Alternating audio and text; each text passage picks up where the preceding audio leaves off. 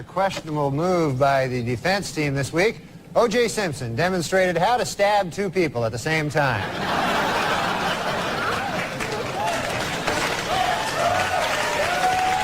Well, Gary Busey left the hospital this week after overdosing on cocaine last Friday. Doctors say Busey is okay and he should be back in the hospital in no time.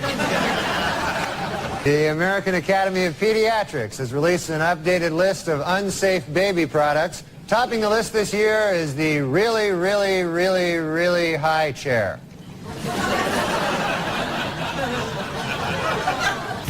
Officials in Disney World have ordered their ride, the Extra Terror Estrial, to be shut down until it can be made scarier. When the attraction reopens in 2 weeks, it will be exactly the same, but missing 6 bolts.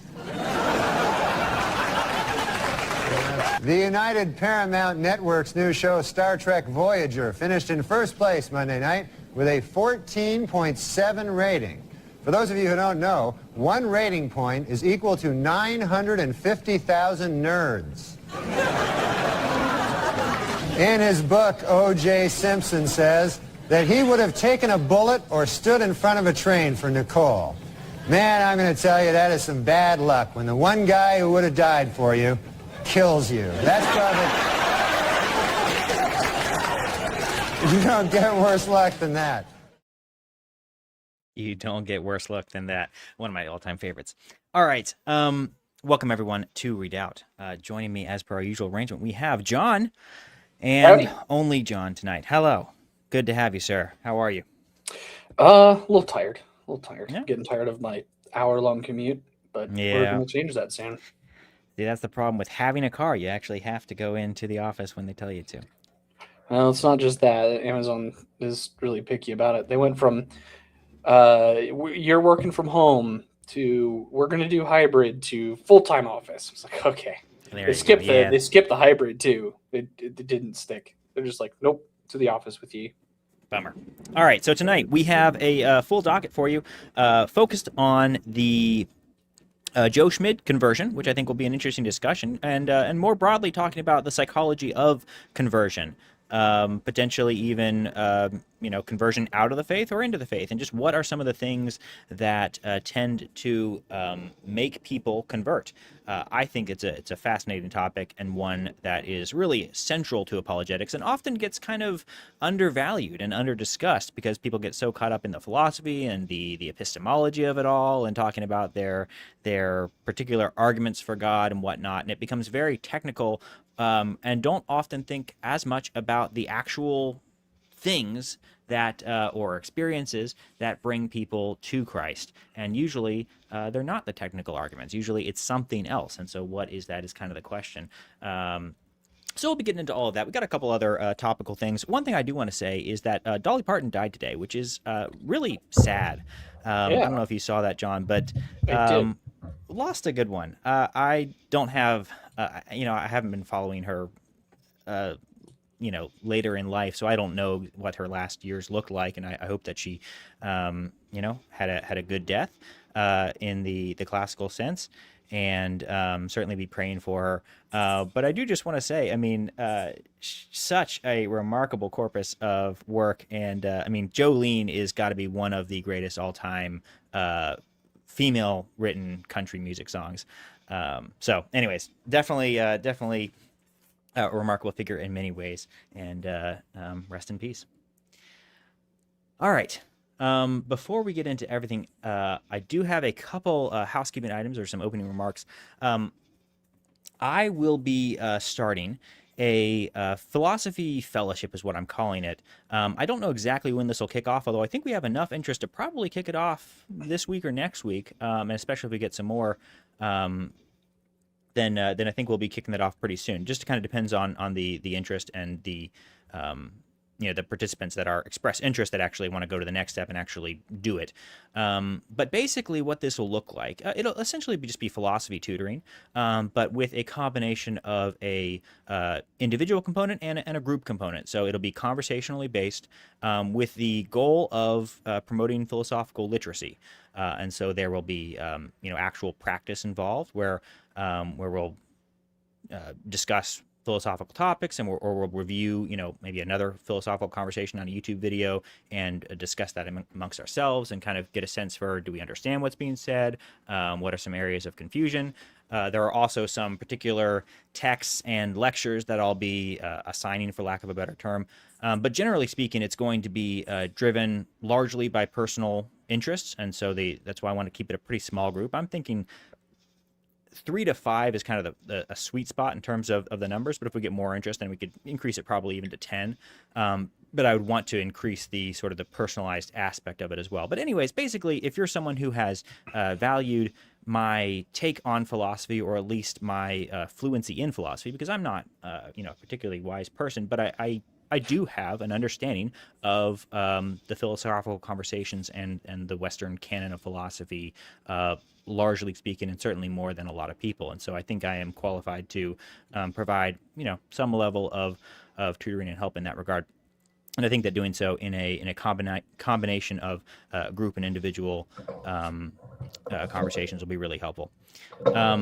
So that's something I'm going to be doing. If you are interested in that, then go ahead and join the Discord, the Redoubt Discord, which you can find at the homepage for the Redoubt YouTube channel, and then just message me from there, or put a message in that Discord, and we can go further. You could also send an email to regardingdoubt@gmail.com, and I can get you in the loop.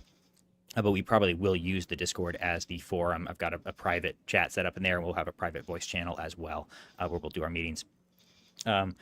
So that's just a quick announcement for you. If anyone's interested, please do let me know. And the idea of like a fellowship, I really am inspired by Cardinal Henry Newman's, John Henry Newman's idea of a university. If you've read that text, he goes into a little bit kind of his idea of an ideal university, and this fellowship component to it, which obviously you'll see that the term academic fellowship used today in largely a similar fashion. But back in his time, the norm was often to have professors living together with students, and there were only men at the time, so it didn't create as many problems as that would create today.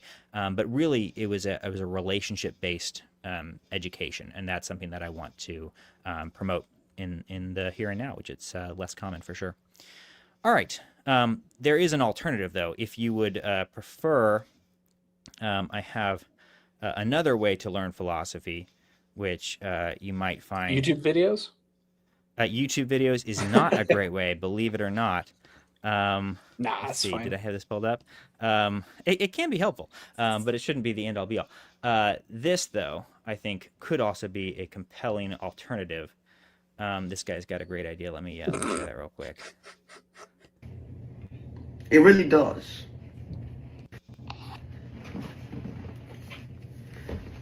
Man, check this out. I really think when Nietzsche wrote this book, he was high. High as hell. Because it takes a high mind to write such a phenomenon. It does. It really does. And you have to be high yourself to understand what he really is talking about. I concluded this yesterday when I read about 20 pages, high as hell. And all of a sudden, it began to make sense. I like how he criticized the philosopher. So I think that's a compelling alternative method. Just smoke up a blunt and light up a blunt and take a puff and read 20 pages of Nietzsche and see if you get more out of it. It might actually work to get you something, although I doubt that you will understand the philosophy, the details, and how it fits into the broader conversation. But you might get some insight. Not really a recommendation, but a potential alternative method. All right, yeah, I am doubtful of his claims, for sure. All right. You can pretend when he's high, though. He pretends. Yes. He's seeing the words, I suppose. All right. There were a couple topics that I think were I wanted to address right off the bat. This one was interesting. Oh, let's see. That's not the one I wanted to share. Let's see.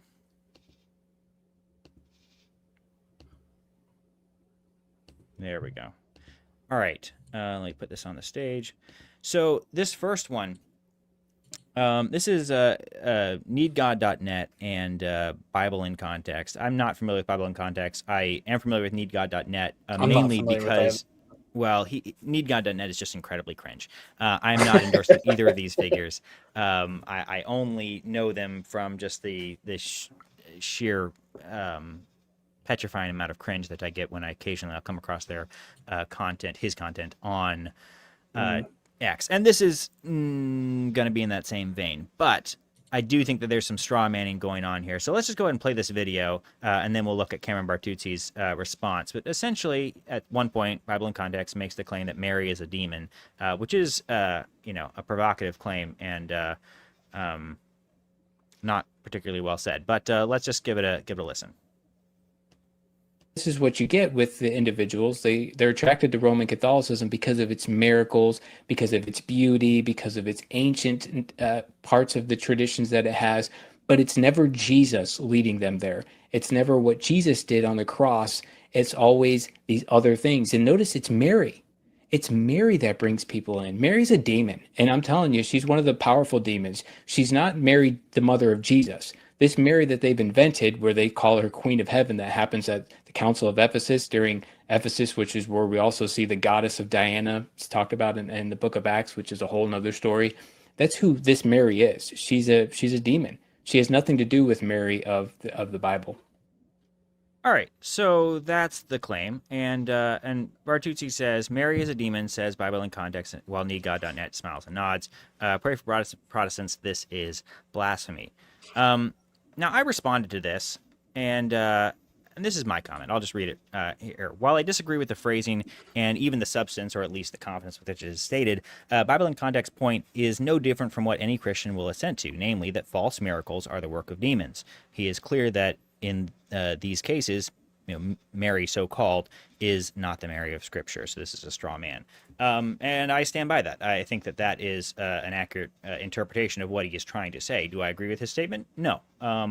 But I do think that false miracles are often, assuming they are actually miracles and not just fraudulent events, then they are, if they are false, by definition, they're going to be the work of some other supernatural worker, which would be like demons.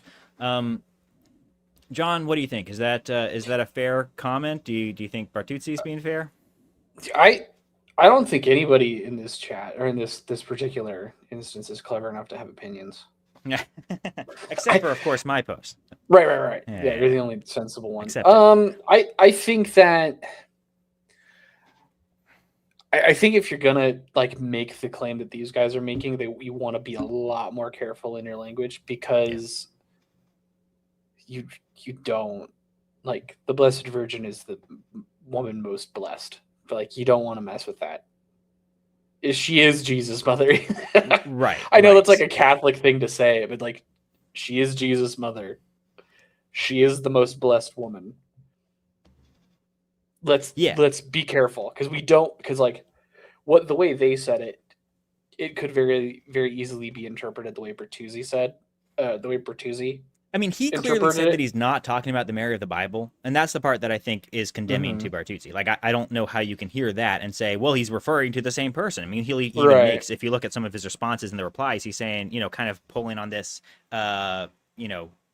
reference concept, which is kind of almost an analytic philosophy or just linguistic philosophy concept of, well, he's referring to the same Mary, but it's no, he clearly said he's not referring to the same Mary. Right. And so I just don't think that it holds philosophically, or it's just a straw man.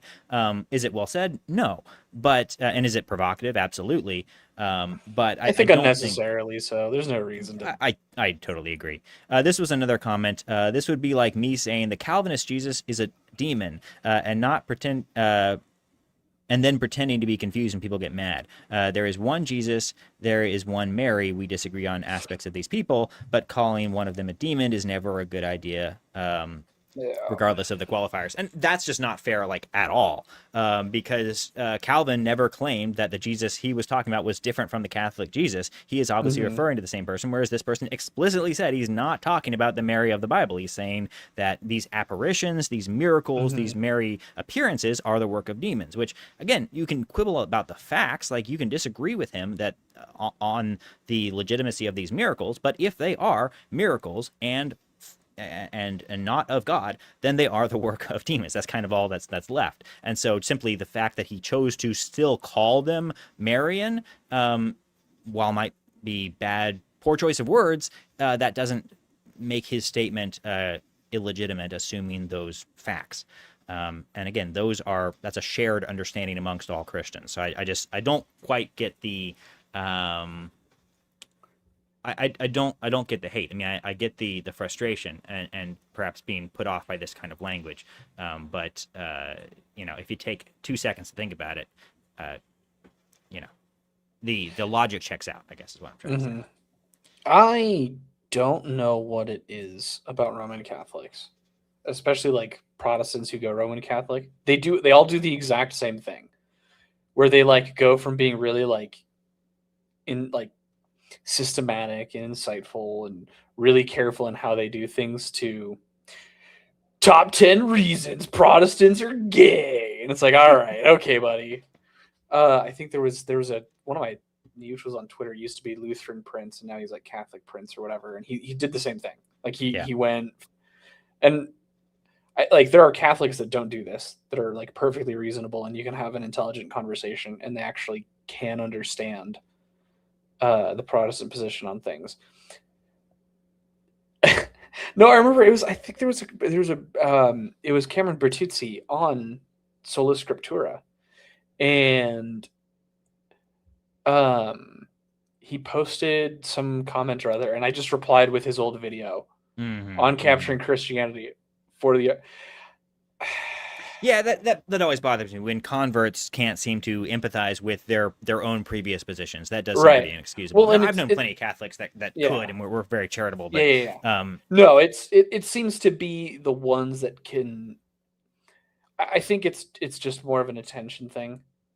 Like Roman Catholicism's huge as far as like a big denomination, and it is pretty tribal, and it's like our guy and so if you see, it's really easy to get into like on social media to get likes and clicks by going Protestant, see Wow, and you just get like 1 million clicks from the billion Catholics out there, right? Like everyone on X is susceptible to that charge. Like, except the Lutherans, because we're not exotic enough to get attention like the Orthodox, and we're not big enough to get attention like the Roman Catholics. Right. You guys are just weird. That's true. It's the autism. My friend Taylor and I are the only normal Lutherans. Everyone else is autism. That's right. Of course. That checks out, I'm sure. All right. Well, speaking of needgod.net, he is a rather silly man, like I said, and we'll play this clip later. And I'm sorry, I can't figure out how to pause it. X doesn't always. There we go. Oh, it did work. Okay. For some reason, it never works after I play it. But all right. So needgod.net says Protestants need to be. This is the topic for our stream tonight. We're going to get more into this particular character. This is Joe Schmid, former agnostic, before it was an agnostic, he was an atheist, and I think before that he was a Catholic. So he's reverted, I suppose, but on a long journey, which that's why he went back to Catholic. Okay, he was Catholic before. It does perhaps give some rationality to why he went back to that particular tradition. But that makes sense. I get that. Yeah, it does. No, because like, I know we're jumping the gun here because like part of the whole thing is like psychology, but it's like he probably was convinced the arguments of Christianity and Catholicism. I figured he had a lot of Catholic friends, and that's why he chose Catholicism. That too, and I think that one of his friends, I know he's done videos when he was still an agnostic with Cameron Bartuzzi and others. So there's some overlap there, I'm sure. But anyway, so needgod.net says Protestants need to be far more discerning about celebrating Joe Schmid's conversion to Catholicism. He's sadly straight into bad theology from the get-go. Take a look. And he's already vocal in telling people to embrace Rome. This is the Rome that says it is altogether necessary to salvation for every human creature to be subject to the Roman pontiff, but Boniface, and anathematizes justification by faith alone. All right. putting aside the, I guess, factual issues with this, in terms of, how this statement is, nuanced and interpreted in its own way that doesn't seem to mean, I'm sure, what Brian from NeedGod.net thinks that it means, at least as Catholics today will tell you. Some Catholics will tell you, that it is as harsh as it sounds. And then also, justification by faith alone, that is something that Lutherans specifically, but Protestants more generally, and Catholics have largely come to alignment on, where they see sort of the semantic differences, but the conceptual similarity and overlap. So I think even that is factually errant. But the idea that we should not, I understand from his perspective, he doesn't really see Catholicism as being a legitimate faith. So to the extent that anyone is true in their Catholicism, he doesn't believe that they're saved. So, then this follows, I suppose. But I do think that that's a very problematic position, largely just because it doesn't. You end up condemning unnecessarily all kinds of people throughout history, especially, Right. Because it's not like the doctrine of grace disappeared. It's not emphasized as much in some parts of history. But even the doctrine of faith alone, you can see remnants of it and hints of it throughout the church history. At some points, it seems to be almost gone. You kind of, if you really want to trace it, then you have to go to like heretic sects and whatnot, which is why some Baptists that do hold to this idea. I think what is his name? The Baptist Englishman who everyone really likes, is a Calvinist Baptist. I have no idea. Suffer with depression. Anyways, it'll come back to me. Well, that's I'm sure. sad. I'm so sorry, guy. It's kind of an Jeez. inspiring story, but Okay. I can't believe I'm forgetting him. Anyways, he had the view that some Baptists still hold, where you basically you kind of believe in apostolic succession to some degree. In other words, at the church there had to be sort of a remnant of your particular belief throughout, and so these people would try to trace the chain all the way back and would inevitably have to pick out certain heretical sects that held to their view of baptism and their view of faith alone. And it ends up being very problematic because many of these groups are clearly heretical in many of their other teachings. And so the claims that they're, the Catholic Church was being false in their accusations about them, but it's very hard to back that up historically. I can't believe I'm forgetting his name. It'll come back to me in a second. I'm sure later I'll just blurt it out. All right, so that is just randomly in the middle of like our second to last segment. Name. I'm quite sure. That's usually what happens. I have terrible recall. It's all good. All right. Next up, you had a clip from. Oh yeah, this was Inspiring Philosophy that cool. I have not listened to. This will be a live reaction from. Oh, Ryan. okay. You're gonna be. You're gonna be frustrated. What I'm in for. Is this the right timestamp? Was it 1:32? I think. What did I Maybe say? go forward a little bit. As soon as the kid Daniel shows up. Okay. I don't know. 1:32:36. Yeah, and on. Okay. We don't have to cover this whole thing. It's a long. It's like a 20-minute, almost maybe 30. It's pushing 30, maybe. Okay. So conversation. We won't cover the whole thing. No, and it starts to go in circles at about 15 minutes, so we don't have to cover the whole thing. All right, we'll just do a little dip into it then. Yeah. All right, for anyone just joining us, before we jump into this, I did announce at the beginning of the show that I'm going to be starting a philosophy fellowship program. So if you're interested in being able to competently speak with philosophical literacy about people like Kant, Nietzsche, Hume, Descartes, Socrates, Plato, Aristotle, then reach out to me at regardingdoubt.com, regardingdoubt at gmail.com, I should say, or join our Discord, which is linked at the homepage, and you can see more details there. All right, let's go ahead and play this. And guess what? You also believe in macroevolution. You just don't realize it. Can we react to the UFC live? So wait, what is the context for this? Sorry, just keep playing just a few minutes. This right. This is a live call-in stream that they do. Okay. I believe the topic was why aren't you a Christian was the question. Okay. Yeah. No. I'm not paying $100 for pay-per-view, bro. What the? Ridiculous. Should see if I get Dan on. Dan would be fun. Existentialistic. Are you there? Oh, hey. Yeah, I'm here. Can you hear me? Yeah. What's your name? I don't want to call you that. That's Oh, long. Daniel. Sorry. right. You call me Daniel. All right. Do you want me so to change my welcome. username to that, or Okay. I don't You know. can keep that. I'll remember Daniel. So what's on your mind? Are you a Christian? No. So I have 3 reasons written down here for why I'm not a Christian. Okay. So I'll go over them real quickly. So I find the Christian accounting of morality problematic. Like divine command theory, morality which derives from authority. To me, if morality means anything, it is precisely that which holds authority accountable and therefore cannot derive from any authority. Second reason is I think Christianity often reinforces a social hierarchy. You've got the infallibility of the Pope, the divine right of kings, which is still on the books in the UK as the official justification of the monarchy. You've got the subjugation of women, and even today in many churches, women can't be pastors, for example. I think the notion of God itself tends to reinforce authority. This has been argued by Mikhail Bakunin in the book God and the State. And then the third reason, I think individual freedom is suffocated and relationships are sort of perverted. I think relationships which should only need to be internally justified among individuals must be externally justified by demonstrating some utility towards the state, the church, God, family, society, etc. And this manifests itself in the form of like prohibition of divorce, homosexuality, etc. Okay, so let's start with the idea that this is sort of like oppressing to people. You mentioned you mentioned women. What else did you mention? Oh, sorry. That's okay. So he gives the three things, right? First and foremost, this is nobody actually addressed this. He talks about divine command theory. Yeah. For his for his objection. Oh, I can't be a Christian because of divine command theory. But it's like, brother, right. and IP. This is kind of why this was interesting to me. IP gets really hung up on the women can't be pastors thing. And he kind of misses a lot of what this guy is actually objecting to, which again, one, divine command theory. There are other moral theories, so right now what?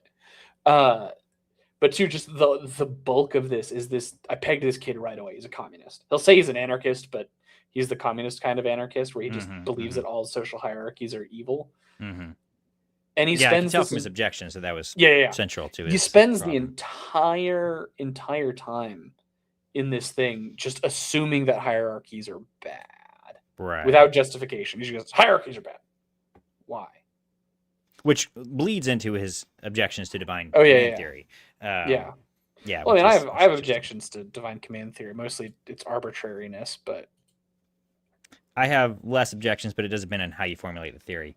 Yeah, that's fair. But speaking of which, divine command theory, if that's something that you're interested in, that is often it's the old way of describing that is the Euthyphro dilemma, and that is one of the dialogues of Plato about Socrates talking with Euthyphro, and it's the ultimate question of, and there's more to it than this, but this is one of the key questions. Yes, that the Euthyphro dilemma. Yes, well, I'll explain it.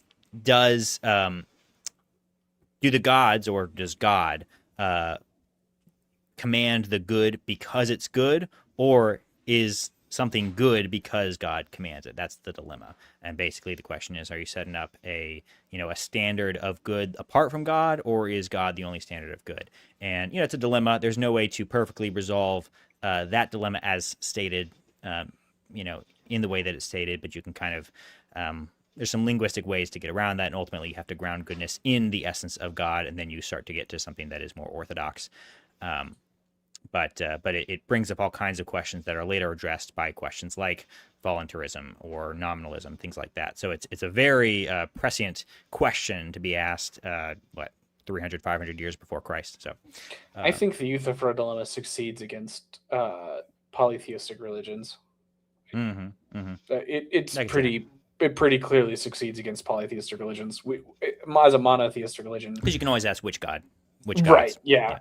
Because like the polytheistic religions, the gods themselves are still creatures. They're still contingent beings. They don't have to exist necessarily by their own nature. So there's nothing eternal and self-existent to ground it all in. Right. But yeah, I wanted to address that real quick because they never bring up any alternative competing moral theories for Christianity before they get stuck in the women pastors and whatnot. So is that what is Mike Jones's view on women pastors? Let's play and find out. All right. Yeah, like infallibility of the Pope, divine right of kings, subjugation of women. Well, that's another thing. First of all, infallibility of the Pope. That's another thing. He's talked about all these like infallibility, this, that, and the other, and it's like, okay, we'll just be Protestant then. Right. Yeah, a lot of these you could just kind of toss out if that's your Pope does not mean the Pope is infallible in everything he says. It's only in certain instances. Like if there's an ecumenical council behind him, for example. The fact that one person can be infallible in any instance, I think, is problematic.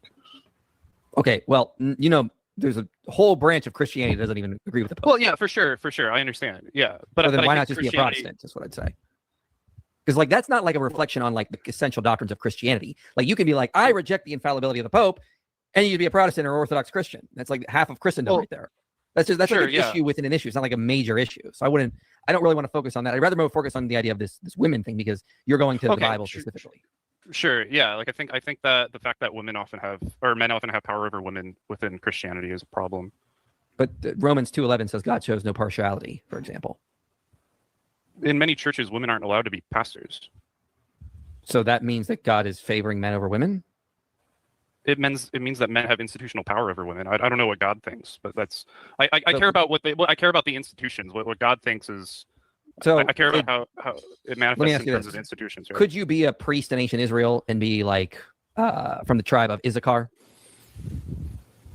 Maybe I'm not familiar with. No, that. you can only be of the Levites, specifically to be a descendant of Aaron.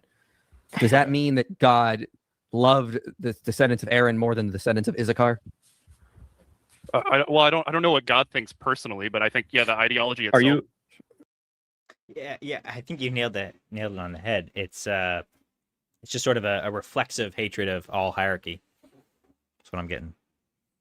Leads itself to like a type of nationalism in that context. Well, I want to try to clarify what kind of conversation we're having really quickly. Okay. Are you making an evidential type of an argument for some sort of truth claim about Christianity being true or false? Or are you more? Well, let me just try because I want to make sure I heard you correctly. Sorry. Is that no, you're good. You're good.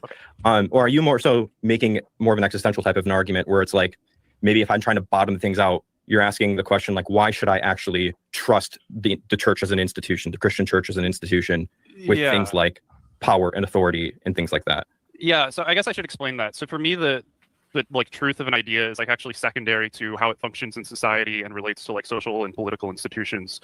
It's so beliefs painful. are tools that do things, like whether they're true. What'd you say? I said that's painful. Yeah. I can't stand this postmodernist. Hey, yo, what up, Coral Weezer? I think I know who that is. No, I don't. Never mind. That's really funny. I know he's a regular. I don't know him personally. Hell yeah. I thought it might be one of my IRL friends because he likes doing Carl Weezer stuff, but no. Yeah, I can't stand that stupid postmodern nonsense. I don't really care about the like exact truth. I care about like social dynamics and power dynamics, and it's like, all right, shut up, idiot. It was really funny when he was talking about like, well, the church gives men power over women. It's like, buddy, nature gives. You guys about to say, have you ever just women. seen a woman? Okay, I am a gym guy. I don't know if you're a big gym guy. I'm a big gym guy. Every morning. Every weekday morning. I don't go on the weekends. If you go to any gym, like a more serious gym, hell yeah. I thought so. If you go to any serious gym and just like people watch for a bit, look at, the fittest looking dudes and the fittest looking chicks and look at the weights they're moving. Even some really, really toned and fit looking women are going to be moving, 20-pound dumbbells, maybe 90-pound barbells. And the really freakishly fit looking guys are going to be moving 300-pound barbells, 400-pound barbells. And even the women who are moving significantly more weight in sort of this mechanical fashion, right. And the guys who can't lift as much, you put them in an arm wrestling competition, guys are usually going to win. Even the guys who like don't work out and have arms like twigs. I mean, it's just there are so many other factors besides exactly how much weight you can move. But even in terms of weight, it's fast twitch muscle fibers. Yeah, there's that. I mean, there's just all kinds of things. Just the body mechanics. And then you put them in a fight. Beyond an arm wrestling competition, which maybe a woman could win. Now you put them in an actual fight, and the guy who's a twig is still going to beat the crap out of the bodybuilding crossfitting girl. So it is yes, Maybe a nature does have certain girl, rules. maybe a powerlifting girl could stack up pretty well against a scrawny twink, but I've seen some pretty funny there was a few good competitions where they got these powerlifting women and then just like normie dudes who were kind of twinks. there was this and the really normie funny dudes- video of powerlifting women versus midgets. That haven't was seen that. hilarious. That would be entertaining for sure. Oh, it was so the the whole powerlifting rent a midget industry is hilarious to me. I don't know if these ones were paid. I hope they the were paid, but- powerlifting women versus the powerlifting midgets was genuinely one of the funniest things. The little guys were like they were better at carrying these giant women. That's such a funny video. But yeah, no, this whole thing about hierarchy, like you can sit there and be mad about it all you want, but at that point you're just like mad at nature itself. Right. All right. Well, let's keep going.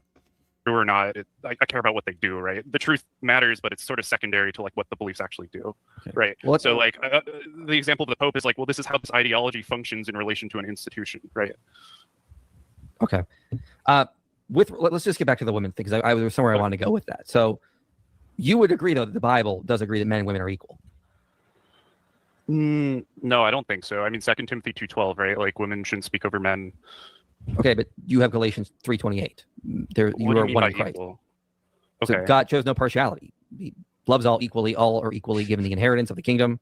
Well, again, I don't care whether God shows partiality. I do think that verse is slightly taken out of context. I think that that's what neither Jew nor Greek, isn't that the preceding part? So I think so. one could say that gender is excluded from that, where that's specifically talking about Jews and Well, Gentiles, it's but- talking about like our standing. I would say our like God's love for us and our standing before His moral law. Because in that Yeah. context, we are all perfectly mean, equal. The statement is true. I'm just not sure I like the Right. proof texting That's as fair, the that's only fair. evidence that he's Well, given. He hasn't given any yeah. additional evidence. Well, my whole so maybe I'll send this one to Mike since we're responding to him. He did not pick. Mike did not do a good job picking up quickly enough what this guy was actually saying, because the first thing that should have been picked at is the hierarchies bit. Like that's where you should have nailed down on is hierarchies are bad. Just the assumption that hierarchies are bad. He does later on start to pick up on this and go like, no, there are like hierarchies are actually kind of natural. They're just part of the world. And unfortunately, we're not going to do away with them anytime soon. But yeah, it gets stuck in this. I kind of wish we had this existentialist guy to talk to so we could be like, well, why are hierarchies bad? Right. Yeah. I mean, that is the different next dialogue. question, and you know, he might have reasons, but Yeah. you know, and then he gives those reasons, and what's the basis for those reasons? I mean, what's your basis for morality at all? I don't want to sound like Jay Dyer, but at some point you do have to go to the ultimate questions. Yeah. And in that respect, I don't mind what Jay Dyer does either. It's like that you do have to start asking, what is your standard of morality? Why are hierarchies bad? I mean, and if you don't believe in God, then why shouldn't the strong just tower over the weak and impose their will on the weak in sort of a Nietzschean fashion? That seems like the most natural materialistic worldview. Well, that's kind of funny because like that's what this guy Daniel who's arguing, that's kind of what his view of what he was saying about truth and all that like leads to. Right. Does he admit Even that at though all, or you're just no, just he saying, wouldn't. yeah. But he still thinks that hierarchies are bad. He literally later in the video he literally gets to the point where he just says, I'm kind of spoiling it all. He gets to the point where he just says, I don't agree that hierarchies are natural. And I'm like, dude, what do you mean? Yeah. Oh. All right. Well, we've got a strong showing overall, but I think a lot of the viewers are on X. I see less on YouTube. So if you do want to head over to YouTube so you can join the conversation and be in the chat, certainly feel free to do so, but you're welcome to watch wherever you are. We'll keep going here. I care whether the institutions do, and I care whether the ideology is Okay. used to justify those institutions. So having certain people in leading roles in institution doesn't logically follow that those people are not equal, though. No, but if that ideology is a tool for those people in that institution that's the problem. And Okay, so opposing what the is- ideology can be instrumental to opposing their power, right? So then what do you want? Like, I'm confused here on the whole issue of like women can't be pastors. So why is that a problem? Because it's a form of social hierarchy, an unjust social hierarchy. How is it hierarchy? How does it make to hierarchy implies that there are some that have like they're more to use like A hierarchy of power, of privilege. so they have more power. How does a pastor have more power? Hang on a sec. Aren't they the head of church? Well, that it's a role, but I mean, like, for example, only a woman can be a mother. For example, can only bear children. Does that mean there's a hierarchy there in terms of like only women can have this certain role in society? No, because it's not like a social institution, right? Like the social institution has decided arbitrarily that like certain people can only. We did decide arbitrarily. I mean, even if it wasn't, even if it. It's not arbitrary. No, it's not. There's lots of nature involved in that decision. Yeah.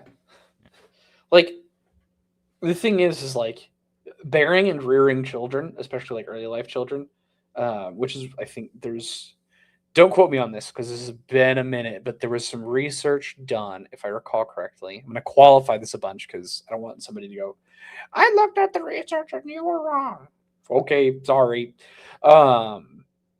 That said women are most important for child rearing ages not through 7, and then from 7 onward, it's the father that's the most important for development. I could see it too. Again, I'm not 100% certain on that. It's been a minute since I looked at that, and I think it's one of those factoids that I picked up in passing. So if the data says otherwise, feel free to ping me and I'll change my mind. I'm not married to it.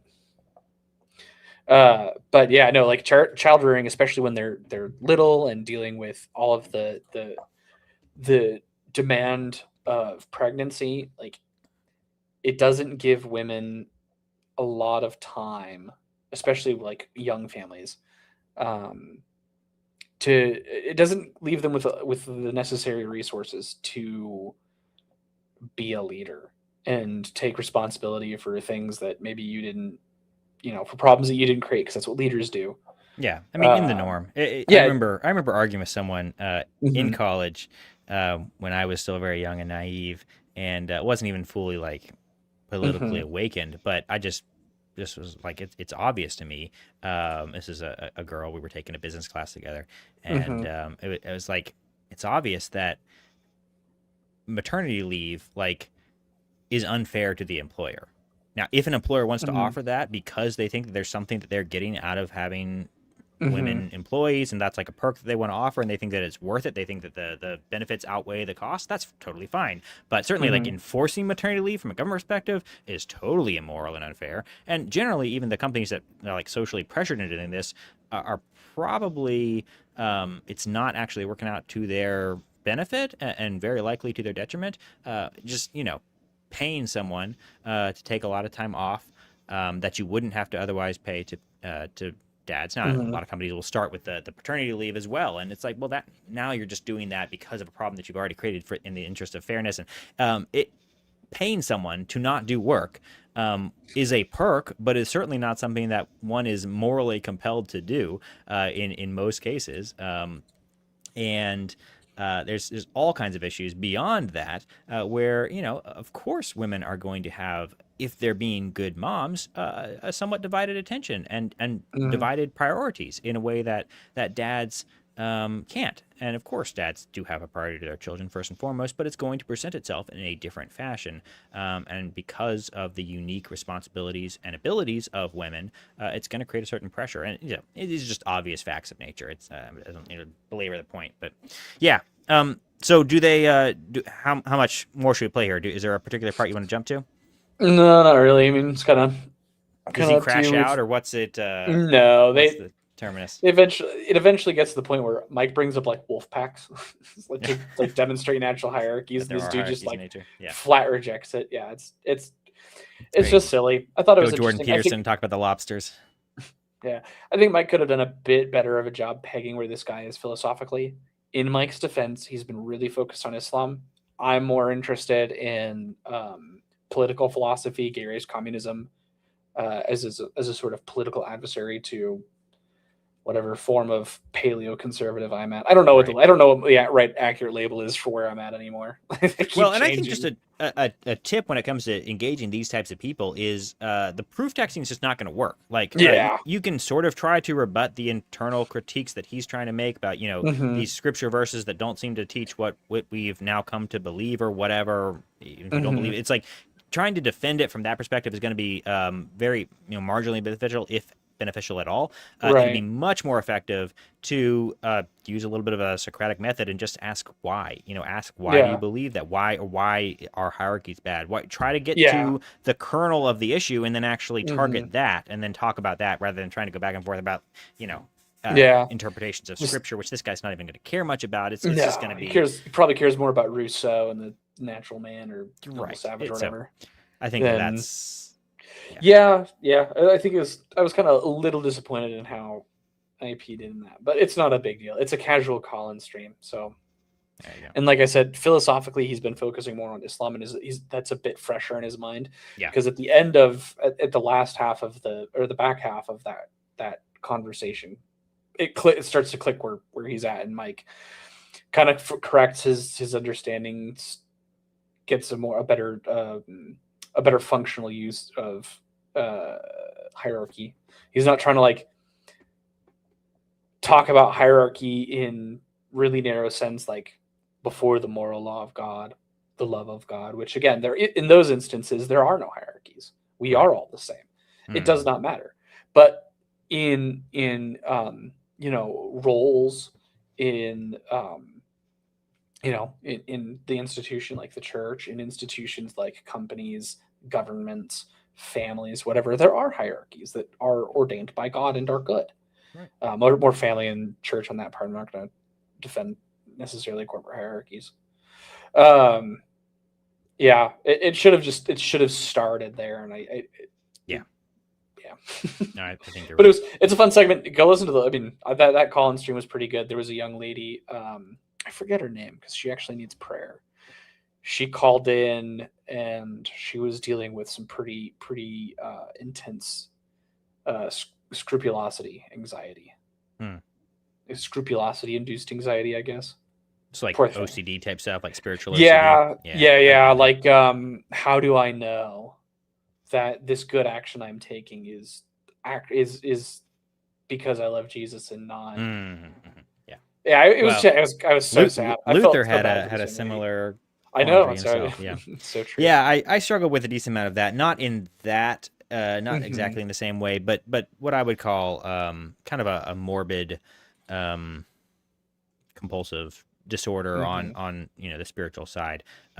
When I was like 15, which is kind of the right age to have that issue. I may have even been younger. I think I kind of got over it around 15, but I think a lot of men, especially between like 10 and 15, go through that like spiritual OCD phase, if not physical as well. I mean, mine manifested in a physical way as well, where I was spending 20 minutes washing my hands, no joke, or 30 minutes brushing my teeth, that kind of thing, just to make sure that like I got every bit. But even that was almost spiritually tied, because it was like I didn't want to say that I'd brush my teeth if I hadn't actually brushed my teeth. Or like reading a book, I had to read every single word and make sure that I caught every single word and understood it and remembered it, because if I'd said that I read the book, I wanted to make sure that I'd actually read every, things like that, where it's all kind of just this it does become morbid at a sense where you can't even live anymore. You've just completely taken all these goods to an extreme where they're no longer goods. And so I think it's something that a lot of men struggle with early on, and some people struggle with it way into their later years, and it's dangerous. The only thing that got me out of it was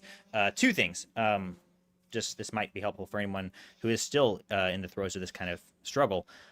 One was a radical rationality, where basically I just sort of talked through these issues and the thoughts that were going through my head with other people and even with myself, and I was brutally honest with myself about like, what am I saying? So like prayer would be another thing where I would struggle to pray, and I was really worried about taking God's name in vain when I was praying. Like if I said, in Jesus' name in the wrong like state of mind, like maybe I was saying Jesus flippantly or things like that, and these are silly things, but if you don't actually tell yourself and like talk through exactly what you're thinking with someone else, and even just with yourself honestly, you can miss it. You just sort of develop these mental habits where you think that you're thinking right, but you're actually thinking in a totally twisted way. And then you start to ask yourself, like, wait a second, if you're being critical, what does this say about God, right? God is an actual person who I'm talking to. Is this the way I would have a conversation with anyone else? Like if I started doing this with John, having this sort of like turmoil, but when I was talking to John would just slap me in the face or he'd just walk away, he'd get bored. It's like this isn't how prayer is supposed to go. And you just start to think through these things. And so there's this sort of radical rationality where you just you play it all, you lay it all out on the table, even though it's embarrassing, and you say this doesn't make sense. And so recognizing that doesn't make sense actually helps a lot. And then step two, and this is actually very dangerous, but it's what helped me get out of it, and I think was necessary at the time, and I would recommend it to some people if you're careful about it, was an actual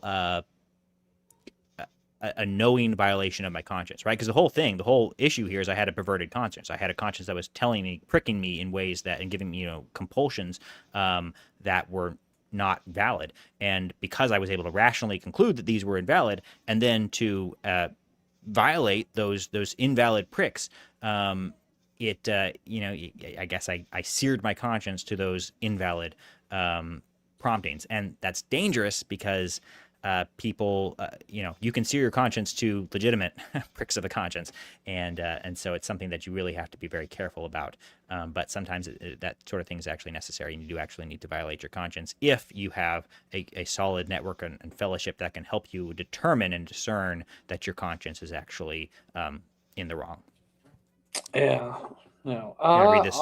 Yes, Augsburg Dom says, I am Lutheran and I sometimes have scrupulosity about receiving communion with other people that might be an unrepentant sin, or worry that I don't have enough faith about what I am receiving. Well, the good news is Holy Communion is faith given to you by God. So that's good news. As far as the first bit about scrupulosity, I mean, it's not like any kind of reflection on you, the internal state of mind of any of your brothers and sisters communing with you. Like, you can't know that. I wouldn't even let that be a thought in your mind, especially because, at least if you're in a confessional church like the LCMS and you're in a good conservative, historical, liturgical congregation, you should be doing confession and absolution at the beginning of each divine service. We've got our whole confession that I have memorized. So there's corporate confession long before you get to Holy Communion. So hopefully that helps. If not, ask a pastor. Always good advice. All right. Well, we do private confession in the LCMS. Right. You can ask your pastor. It's page 292 in the Lutheran Service Book. There's all the instructions there. If your scrupulosity is not really something you need to worry about, your pastor will tell you, if he's a good pastor anyway. Yeah, I mean, fellowship and wise counsel is extremely important, as well as prayer and reading scripture. Those are all things that are going to be essential in determining whether or not your conscience is in the right place, and that's what scrupulosity is all about. Read a psalm every day. Just get in that habit. First thing in the morning, read a psalm. Well, I guess I'm not first thing in the morning because I usually read it after my first set in the gym, but you can do it whenever you want. Yeah, I do recommend starting the day with a psalm, and just literally just one psalm every day. When you finish the book, restart. Nothing has been more beneficial than reading the psalms. I read a chapter of scripture when I'm making my coffee or brushing my teeth. I just put it. I have an audio version of scripture, and I just hit play. And while I'm doing something else, turn it up loud enough where I can hear it over whatever else I'm doing. And first thing, always start with some scripture. It's definitely a good habit. It's not the only way that I recommend doing it. I think it's also helpful to have some time where you're not distracted at all when you just dedicate to sit down and have private time. But if you're struggling to get it in any way, then there are ways you can work it into your day no matter how busy you are. Yeah. No, I mean, like I said, I literally it's between my first and second set of whatever lift I'm doing for my first lift of the day. Yeah. So, I think today was one of the rare occasions where I read it before I started my lift. Real quick before we move on, Augsburg Dom. Well said. Thanks. It's not reasonable to think this way. I know. Thanks for the gospel word. Of course, brother. If you ever need anything, if you need prayer, hit me up on Twitter @Rogue Centurion, John Shepard. we can get you connected to more Lutherans and help you out. If you're not on Twitter, pop in the Discord. There's a couple good lads in there. We can help you out if you need anything. Absolutely. And again, we've got a good showing on Twitter, it looks like, or X, I should say. Still less on YouTube, but if you are on X and you want to hop over to YouTube and at least hit us subscribe or give us a like on the channel, that'll be helpful on that. But you're welcome to watch wherever you want. All right, let's keep going. So this, just to introduce our next topic, and this is the main topic for tonight, is Joe Schmid, recently converted, and this is a video from back when he was an agnostic, talking with Alex O'Connor, one of my personal favorite atheist agnostic characters on YouTube, and they were, basically, Alex asked him to give the best reasons for why he would believe in God, even though he was still agnostic at the time. And this is the answer he gives. And, you know, it seems like no contingent thing could explain why there are any contingent things at all, because you're kind of just presupposing the very thing in need of explanation. And so it seems like we might need to appeal to some kind of necessary foundation of reality. Okay, let's investigate what kind of reality this thing produced. Well, oh my goodness, it has various striking features, striking, seemingly massive coincidences that are kind of coordinated to allow for very valuable things to happen, like virtue and knowledge and love and relationships and whatnot. You look at the fundamental constants and laws of nature, and it turns out that the basic parameters in the laws of nature have to take on very, very specific values in a very tiny range over the full range of conceivable values that they could have conceivably taken on in order to give rise to anything interesting in the universe. And oh my goodness, lo and behold, the constants do indeed fall within those narrow life-burning ranges. You look at the basic laws of nature, they're very strikingly elegant and simple. They actually successfully apply to the contents of the universe when conceivably they could have failed to apply to the contents of the universe and failed to induce temporal evolution from the initial state. That's nomological harmony. That's a recent paper by Brian Cutter and Brad Sod. And then, the universe evolves, and oh my goodness, we don't have just like zombie creatures who aren't conscious. It actually, consciousness is sprinkled around. There are these conscious beings. That's kind of crazy. And that's seems like pretty valuable.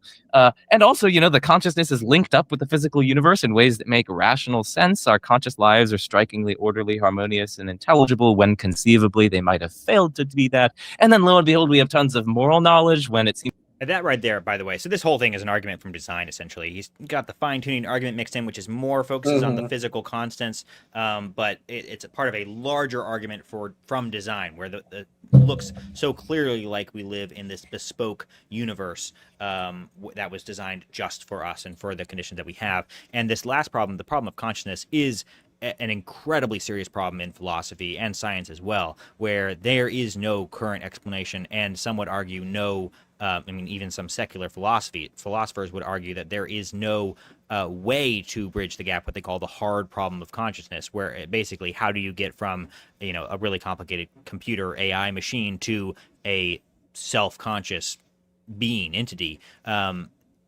Even with the most advanced AI, the kind of, I think, majority, and certainly in my view, more legitimate philosophical view is that this is not possible. And so you get this idea of how we have consciousness, and not just consciousness, but the specific type of consciousness that we have, and the moral intuitions that we have.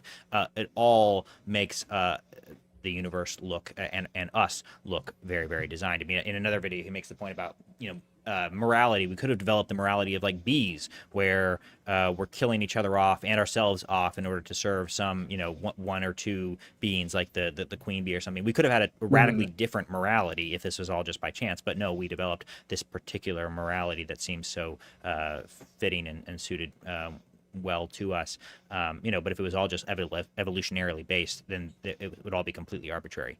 And you could say maybe we just we have these intuitions simply because that's how we developed. And there are ways to try to explain some aspects of this, but when you put it all together, it does make for a preponderance of evidence that is, I think, convincing. I think that there are some issues to the way the design. Certain elements of the design argument are posited as sort of like the slam dunk, but I think when you put it all together, especially with the conscience parts of it, consciousness, it is very overwhelming.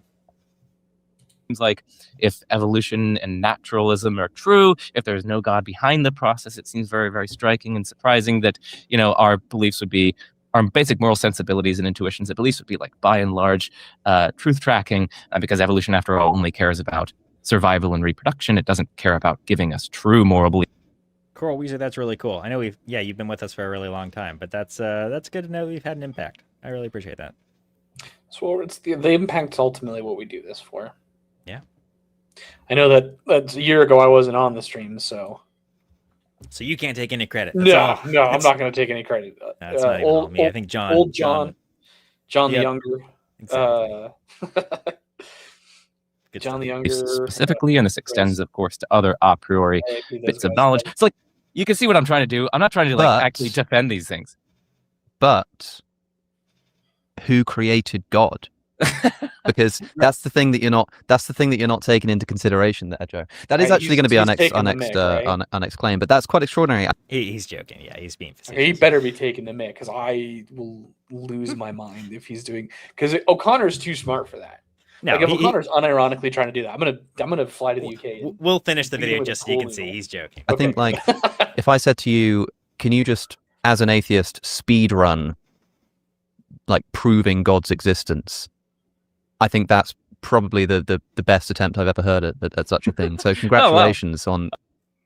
So there you go. And Glenn Schreiner's comment, which I think is it's good. It's a good take. So this is 6 months ago. While he was an agnostic, giving his speed run arguments for God. This is how impressive he can be as an agnostic. Then can't wait to see where he goes as a Christian. Yeah. And I mean, I agree. I think that largely, I do worry perhaps that maybe his witness will be less impactful as a Christian, whereas I think that when the agnostics make really strong arguments for gods, it gets people questioning. But I certainly will be praying that he's able to have a strong impact, and certainly I think his conversion will get people thinking, and obviously has built up a large audience that hopefully some of them stick with him for the journey. Yeah, hopefully he went Catholic, so hopefully he doesn't go full trad slop. I really hate to say that. Well. I really hate to say that, but so many Catholics, when they become Catholic, just they go from like being open and like engaging deeply to things just to Protestants could never. That will be interesting, because this is someone that has never been Protestant, or even, it sounds like, flirted with Protestantism based on his conversion story, which we're about to get into. And so you do wonder if he's going to be even-handed when it comes to dealing with Protestantism. Because he probably doesn't have tons of exposure to sort of the straw man side. I mean, he might only be hearing the straw man side from Catholics. Hopefully he does the smart thing and focuses mostly on atheism, agnosticism. I would hope so. At all. I get nervous when anyone who's just converted is still putting out a lot of content, and it sounds like he's planning to. He's planning to put out a whole, argument for Catholicism, which, I think is valid, because it's someone that basically, it's what I would call a mental autobiographical work, or an autobiography of mind, of thought, of like, this is how I came to the faith. Chesterton's orthodoxy is very similar, where it's not really a philosophical argument for God. This is what convinced me, and then it's a beautifully articulated work. And so, as long as he's doing that, then I think that's absolutely valid. You do start to worry when people get into sort of the nuances of theology as a new convert, because a lot of that comes from wisdom, and wisdom comes from time in the faith and the Holy Spirit working in you. And, the Holy Spirit has been working in him to get him to this point. I certainly believe that. But I would hope that he has the discernment there. But, all right, let's get into his conversion video. So, I mean, it's a cool story. I totally celebrate this. That's great. And, I'd rather he be, Catholic than nothing. Absolutely. I mean, believing in Christ, that's the way to go. All right, I will say, and you'll see this a little bit, you might not have the same reaction that I do. I find his demeanor to be a little cringe. It was a little cringe when it was agnostic. He strikes me as someone who's a little quirk chungus. A little bit. When you combine it with sort of whenever he starts talking almost like pastorally, whenever he starts talking about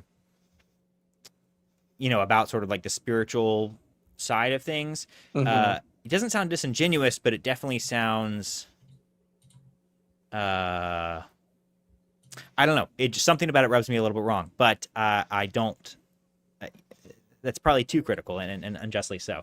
But if you have the same reaction, just know that that's okay, and we can move past that. That's not we don't need a judge. So I'll shut up. Big news! God exists. Christ Oh, is Lord. gosh. And he established the Catholic Church. Something about the pacing and the Oh, eyebrows. I gosh. don't know. It's just. Do you feel me? No, I can't do it. I don't even want to.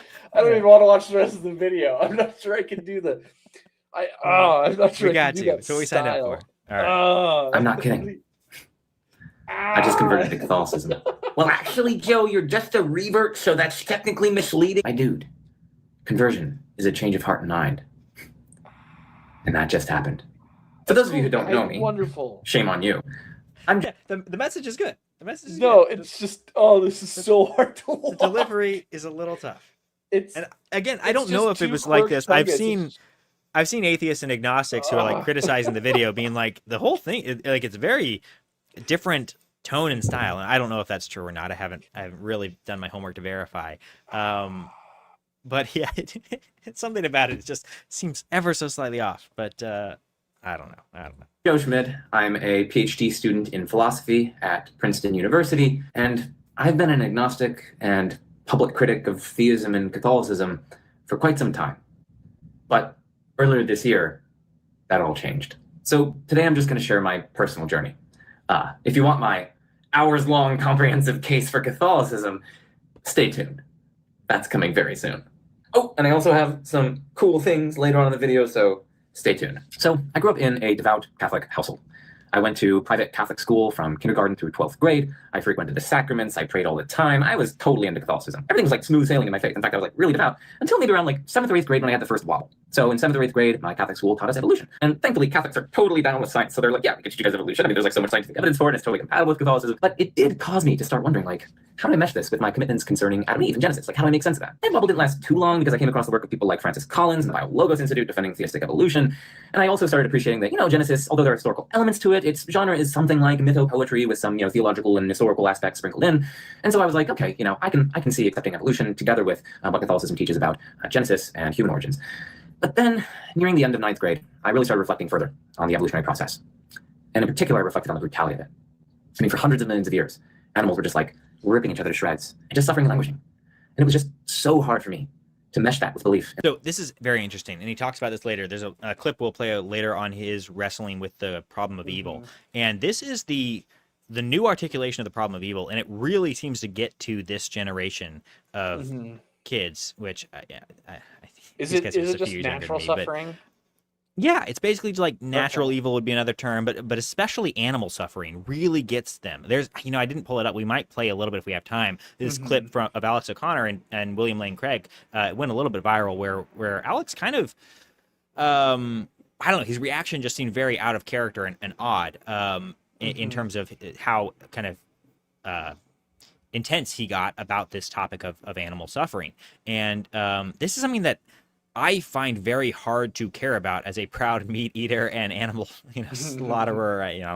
But I participate in the culture that I'm totally willing, and I understand there are probably better ways that we should treat many of our animals, but the idea that well, it's not even what we do to animals that bothers these people so much. In fact, they don't really have an issue with that. I mean, they might have a moral issue with how we do that, but that doesn't pose a problem for God. Their problem would be, why have these animals throughout evolution been suffering for so long, seemingly meaninglessly, right? In other words, if you believe in evolution, if you believe that for millions of years animals were just needlessly suffering to get us to the world that we have today, why couldn't God have done anything? Well, side note, you could believe in a young Earth, not saying one way or the other, or opining on the validity of either of those perspectives, but you don't have to believe in evolution, even from a scientific perspective, but so many of these people do just take that as brute fact, essentially.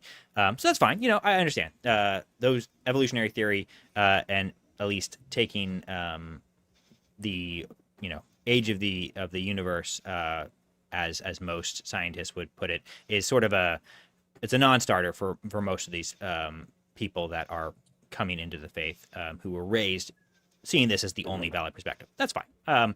But they see animal suffering as being this big issue, and would never even occurred to me to worry about this. Like, the problem of evil is serious even in my mind, but animal suffering has never been a big component. But this generation, it really does seem to be like the thing. So we'll keep playing, and there's more I want to say about that. But just thought that's an interesting note. And while we're trying to kind of keep in mind what causes people to convert one way or the other, this is one of the big things that caused him to convert out of Catholicism. An all good, all powerful, all knowing God. This problem of evolutionary animal suffering just like gnawed at me for quite some time. It really bothered me. And one thing led to another, and soon enough I was just like voraciously consuming debates and content online concerning theism versus atheism and Christianity versus non-Christianity and whatnot. So I was just like watching William Lane Craig debates and watching the new atheists like Sam Harris and Richard Dawkins and Daniel Dennett, etc.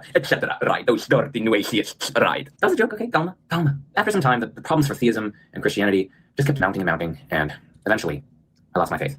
That happened sometime around 10th grade. I came to conclude that atheism is true, so God does not exist. And I also thought that naturalism is true. So, at bottom, the world is just fundamentally indifferent. There's no fundamental purpose. There's no...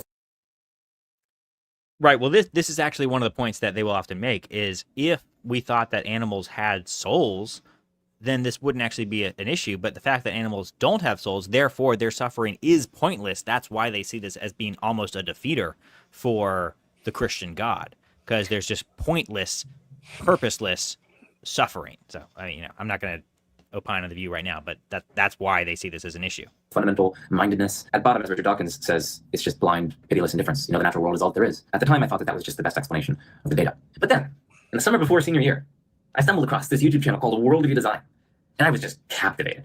Like, I started watching these videos, and I was like, whoa, these are like some new arguments for theism that I've never come across. And the host behind the channel was just like super loving, but also incredibly intellectually rigorous and sophisticated. So I binge watched all of his videos, and whoa, they just opened my eyes to this new world of like academic theist philosophy. So the person behind the channel, as I came to discover, was Dr. Josh Rasmussen. He's a Christian philosopher. And at the time, he was publishing a book with Alexander Poots called Necessary Existence, defending all these new and interesting contingency arguments. I'm not familiar with this guy. What's his name again? Josh Rasmussen. He was on Capturing Christianity a long time ago before Bertuzzi crossed the river into trad-slopdom. Gotcha. Yeah, Rasmussen's he's an interesting character. I think he's evangelical. I think he's a universalist. Fascinating. Yeah. Following the tradition of origin and he's really genuinely he's a really, really smart guy. I have no beef with Rasmussen. I mean, I've obviously theological disagreements, but I've like nothing. Excuse me, bad to say Rasmussen outside of his theology here or there. Well, we might come back to universalism in a little bit as well. There's a later clip that I want to play, but okay, all right, let's go. For God's existence. And he was just like popularizing and publicizing that cutting edge work in his videos. And so, after I binge watched these videos, I was like, whoa, there's way more to theism than I thought. There are all these new and interesting arguments that seem really forceful to my mind. But hey, I still got some objections. So I reached out to this mysterious person whom I didn't know at the time. I was like, dear Dr. Rasmussen, I've recently been binge watching your videos, and I was like, I have some objections. Can you help me? And so then we just had this extensive email correspondence going all throughout my senior year. And eventually I was like, yeah, there just is a lot more going for theism than I thought. And also, just being introduced by a professional philosopher who knew a lot more than me, who was just like utterly mogging me into. Yeah, this is the other thing, because original sin is the answer to natural suffering. But of course, chronologically, you would see that original sin doesn't seem to explain all the animal suffering before the fall. I guess you could say that, in anticipation of the fall, God knew that was going to happen and therefore ordained all this animal suffering. That seems like an odd answer. And so it still poses some issues. I don't actually think that animal suffering is bad the way a lot of people think it, like in the way a lot of people think it is. Maybe it's overly simplistic, but I kind of take a Lion King Circle of Life approach where it's like, I don't know, like well, like if just kind of how the natural world works. Animals even like are not, trees, the seed has to die before the tree grows. That's so. This is part of why I'm not super hardline young Earth. I do believe Genesis 1 is 6 literal days of creation. I'm not convinced it's creatio ex nihilo of the natural order, although I think it's compatible with that view. So wait, you take the worst possible position. You believe in 6 literal 24-hour days, but not creation ex nihilo for the natural order? Explain It's that talking to me. about it. It's talking about his temple within creation. Okay, elaborate. I'm just curious. Because There's I don't have a strong position on. I mean, obviously, it's all creation ex nihilo ultimately, Right. but in terms Oh of yeah, exactly how absolutely. things developed, Yeah. I don't think that evolution does a great job of describing the kinds, but it Right. still is obviously kind of poetic. So the case, this is a very rudimentary case for it, but it basically goes like this, and you can find this in Ben Stanhope's book Misinterpreting Genesis.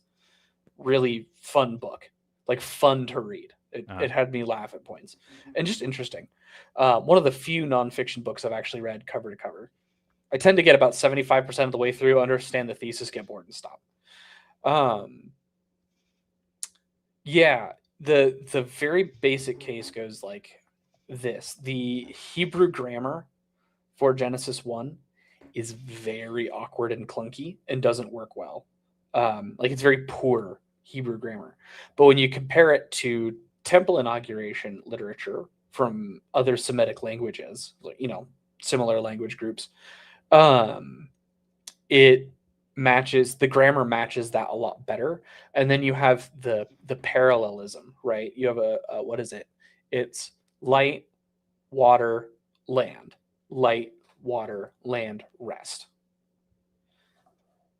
Right, because you got light, it's the actual, the foundation, light itself, water itself, land itself, and then you have it again, sun, Right. moon, and stars, birds and fish. I guess there's some well, I guess with water, it's not just water, it's water and dividing the But waters. okay, and the so firmament and all what did the 6 days represent? I wouldn't know off the top of my head. So You can, why are you tying yourself to literal 24-hour days? because the word day is generally interpreted that way. Like, Okay, but what do you think is happening there in those days? If the trees and stuff aren't being Mhm. created sort of ex nihilo, what's going I, on no, during no, those no, days? no. Just like I think they accelerated. already exist. You think they already exist? Yeah, God's taking his natural order, light, sun. So these aren't moon, days stars. of creation; these are days of. They are days of creation. They're not days of creation of the natural order. What he is creating is his temple, using the natural order as his building blocks. Okay, but he'd already done some creation prior to that. I think it can be open to. I think it could be open and compatible with, like, so you could have simultaneous creation of his temple and ex nihilo of the natural order. Excuse me. Or you And could what have, do you mean by his temple? like a temple, like the Judaism, like the temple was around when Adam. What do you mean? just a temple, like a kind of a spiritual temple, I guess. Try Inspiring Philosophy's videos. Genesis, he's a whole series on Genesis 1 through 11. Okay. All right, I'll have to look into that. I'm not quite seeing how you're bridging. It sounds like you're speaking half like metaphorically and then half literally. That's where I'm struggling to see the bridge between those, because I'm willing to take some metaphorical interpretations. I'm willing to take some literal interpretations, but it seems rather. Well, convoluted. everyone takes it half one way or the other. Like, everybody puts their own little bits into the narrative that's not there. Sure, but I guess the devil's in the details. Like, people so just I'm assume trying that Matt, when it comes to, like, everyone asks the question, where did the women come from for Adam and Eve's children to find wives, right? Like, everyone asks that I question. assume that they were incestuous in the first generations. Why? It never says, like, Genesis 1 doesn't say, or is it 2? The sixth day, it doesn't say how many men are created on the sixth day. It just says God created man and women. Right, but Adam was the first man, right? Yeah. Yeah. Okay. So does that mean he was the only man created? So you're saying he was just the first one, and then there could have been other men created. I'm saying the text doesn't say one way or the other, and so Okay. we have to bring information to it.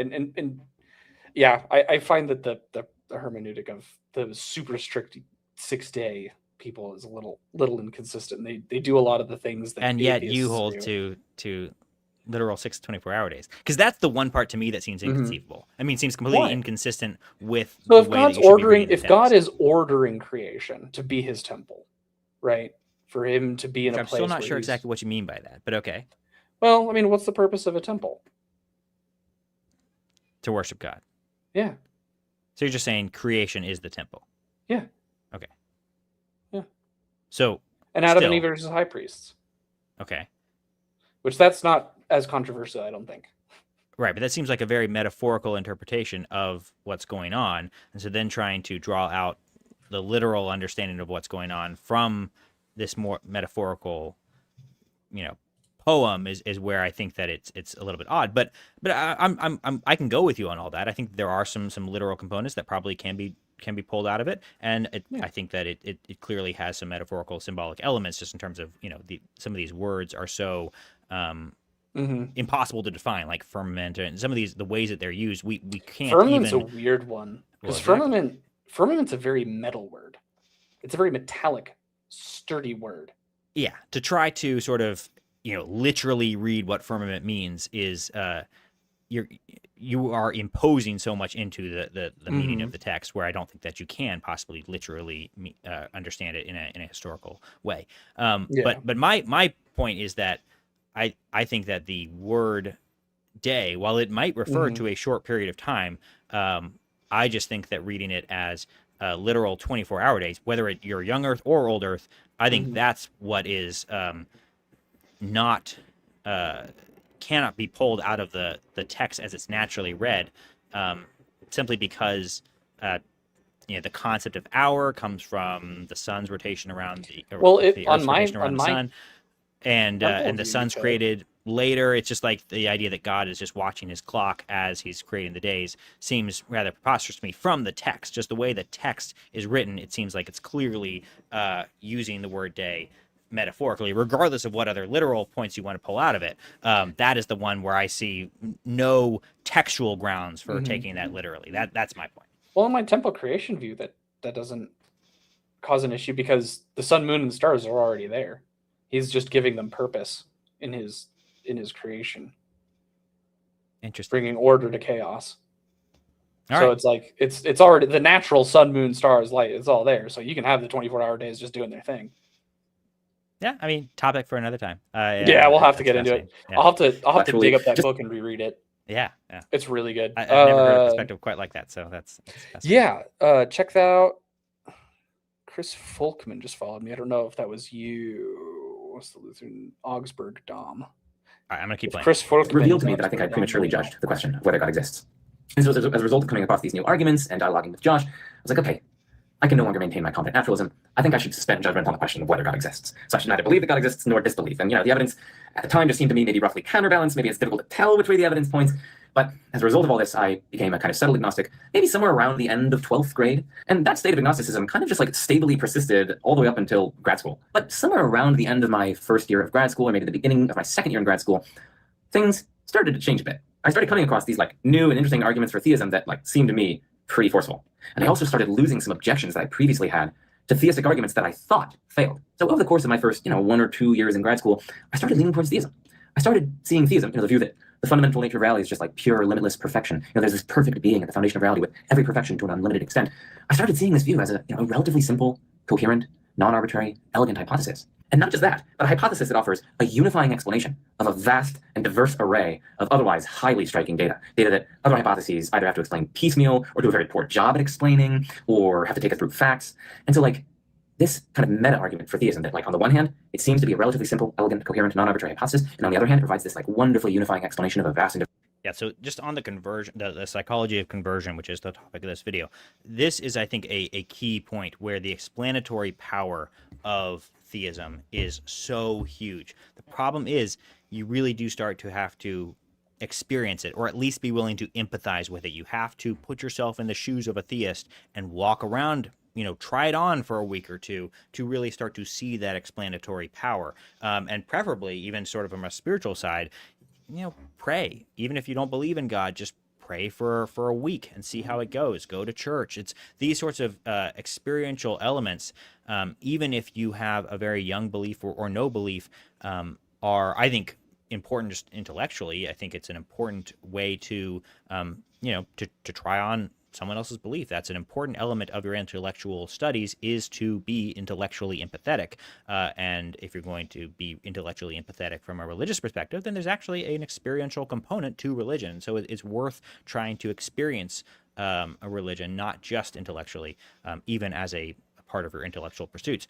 But this idea of trying on the worldview, seeing it if it has explanatory power, I think that can very often be one of the key elements, if not the greatest element, that ultimately leads people to conversion, beyond sort of the intellectual, purely intellectual arguments from design or morality, things like that. I think those can get people in the door, but ultimately it's when they see, when they feel experientially that this fits and it explains so many of the questions that they have, and it leaves so many of the questions answered, and whereas atheism leaves all kinds of questions and sort of maybe answers one or two, or really just sort of like the problem of evil, atheism is able to get around it. Doesn't really, it kind of doesn't end around the problem of evil, but then it has the equal problem of the problem of good, or the lack of explanation for good or for morality in general, which is just as heavy of a problem. And so, atheism leaves you with so many questions unanswered. And that should be a problem to someone who's in that position. Yeah, atheism has a problem when the problem of pain, problem of suffering has a problem where even when you even if you successfully defeat theism with it, now what? Right. we defeated theism. Suffering happens, so theism's not true. But there's still suffering. Yeah. Now what? Atheists will say that you can be an atheist without being a materialist. I don't know exactly how that works unless you're positing some other god, or pantheism, which is still theism. I mean, it's like I don't know how you can really be atheist and not materialist. If you believe in spiritual realities, or sort of universals like love and things like that are more than just chemicals firing in the brain, I still don't know how you do that. I don't think it's. I think naturalism and atheism is incoherent, because materialism itself just breaks down pretty quick. You But have I to actually still don't accept think some it's- great mysteries, Ooh, don't where know if you are going to what- be coming from a materialist perspective, then like the hard problem of consciousness, that's going to be an Yeah. unsolvable mystery from that Yeah. view. Yeah, I don't think atheism, and I don't think a non-naturalist atheism is any more incoherent than just bog standard naturalist atheism. To me, they're kind of indistinguishable. Because you could probably believe in non-physical realities like spirits or whatever, without necessarily. I don't know. I can't say that because I think one spirit, one God, I guess. Yeah, I don't think it makes any less sense to believe in spirits and not believe in God. I think just not believing in God is the thing that doesn't make sense. Right. Yeah, I think I go with you on that. Because you end up with spiritual realities, you still have to explain where those spiritual realities come from. No different than material realities. Right. It's all the same. You still, it's all contingent, so it still has to come from the same place, or it has to have a source. First array of pretty strikingly fortunate data, I started leaning towards theism. And what data are we talking about? Well, there's too much to explain, and I explain it all in significant depth in my comprehensive case for Catholicism. It's coming out very, very soon, so stay tuned. Stay finely tuned. Come on, that was a good one. But just to give you a glimpse into some of the data that really started pulling on me. I already had in the background a decently high confidence that there's some kind of... What'd you say? I'm sorry, Catholics. I'm not watching his comprehensive video on... I'm sorry. I can't do it. His style is not for me, dog. That's if you okay. see this for whatever reason, Joe, no hate. I'm glad you're a Christian. I'm not watching your Catholicism video. Exactly. Well, I might give it a watch, depending on. Well, I don't know. I probably won't watch the entire thing, but we'll see. So basically, he goes on to describe how that he started leaning towards theism, and then eventually, what really got him into Catholicism. I mean, apart from the fact that that's where he's coming from, is all of these vindicatory miracles that seem to occur within the Catholic Church and seemed really powerful. He talks about one, what is his name? Padre Pios, his stigmata, the wounds in his hands that are there for like 50 years, and then when he dies, they're healed, and there's no scar tissue or anything. And these were like, studied wounds. Like the wounds were there, right? Whether he nailed himself or who knows what caused them, but like the wounds were there, they were studied, and then they kind of like disappeared. And of course his claim is that they just appeared miraculously, and then they were like preserved and were like actually bleeding, and there's plenty of pictures, and he would give sermons and like so things like that. Or he goes into Fatima and some of these other ones, and basically he just was like overwhelmed with all these. And it's like, yes, he could maybe try to naturalistically explain some of them away, but he started to realize that it just was making him really uncomfortable, where he was constantly proposing, hallucinations and blah, these sort of, Sherlock Holmesian explanations for all of these apparently supernatural phenomena, and it just got too much for him. And while he was already sort of toying with the idea of theism, this just pushed him over the edge into specifically the Catholic Church. So that's essentially his story. Okay. And I think many such cases. I suspect, and perhaps many more in the coming years. What do you think about sort of the argument from vindicatory miracle, John? Have you looked into these or consider them very much? I think for Christianity in general, the argument for miracles is pretty compelling. For Catholicism specifically, it has the problem where vindicative miracles happen in other denominations. So like now what? Right. And it's hard to claim them for like demons, because I know a lot of people are like, well, they're just demonic supernatural occurrences. They're not miracles from God. It's like, well, demons can't worship Jesus. They can't do things in his name. Right. Like that name to them is pain. Like that's at least if you're going to be consistent with Catholic teaching on they're probably a little more secretive of it, well, except for that one Father Ripperger guy who probably should shut up. Quoting demons or literally serve the father of lies. Somewhat. So interesting. Or Jimmy Akin, I think would be a better source for the standards of like, how do we tell a thing is a demon? And it is an aversion to the holy. And so if in, they would never demons just never point people to Jesus, period, end of story. So if like a Protestant has a miracle that points somebody to Jesus, like that could they, in theory, going back to what we talked about earlier with regard to Mary, could they point to saints or to Mary or certain things like that? Could from your Lutheran Protestant perspective, could a demon appear as Mary and try to point people to Mary as a way to pull them away from the worship of Jesus? Would that be a possibility in your mind? I don't know. I'd have to think more about it from my perspective. From Jimmy Akin's, no, that would be wrong. That would be impossible. Of course not. Okay. Just because the saints are holy, I think I would actually still lean more.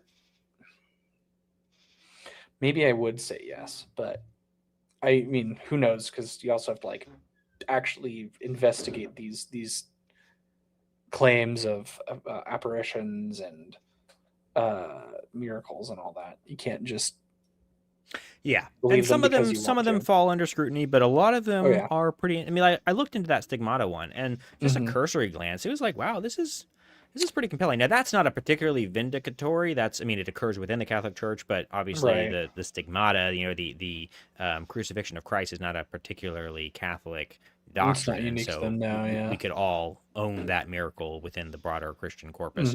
But the Marian ones are perhaps more vindicatory. The Marian ones are interesting. My broader take, I've said this before, but I'll just say it again. I think that often because the canon is closed in terms of revelation, I do believe that miracles can certainly happen, and probably do. I'm not one who denies, that the miracles happen after the apostolic age or anything. However, some Protestants do. I think that is a hard. I think it's a mistake. I think it's a mistake.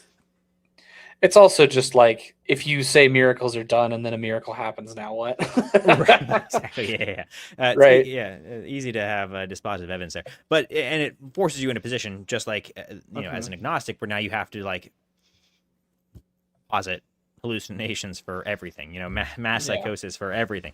But I do think that miracles, because the authoritative, inspired revelation is over. And Catholics will agree on that, then the miracles that happen after the apostolic age are going to be much more personal in nature. They're going to be much more sort of confirming your faith or your city's faith or your culture's faith. And so while I don't think that they would necessarily proclaim lies, I think they certainly could be, God could be confirming, telling people what they need to further them in their own personal faith, which might involve some personal tailorings. Now, I haven't thought through this completely. I'd have to go back and really think about it and look into some of the specific claims that are being made and sort of take this theory and apply it there. But I do think, as a general rule, that's kind of often what's happening, and so that could explain some of the more vindicatory elements of some of these, assuming that they are legitimate. Like you're right. The PO one, I don't really have any issue with. I'm personally skeptical of Fatima, just because you have the miracle of the sun, which, okay, cool. That could just be a cool thing.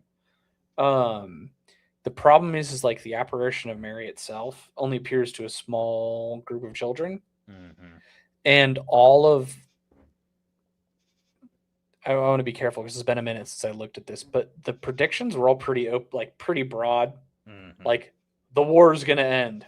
Okay, watch me do this right now. The war in Iran, it's gonna end, guys. Oh wow! Well, I'm saying, I predicted the future. Okay, thank you. Or you have you have to dedicate something or other to Mary, or else there's going to be like a communism or whatever.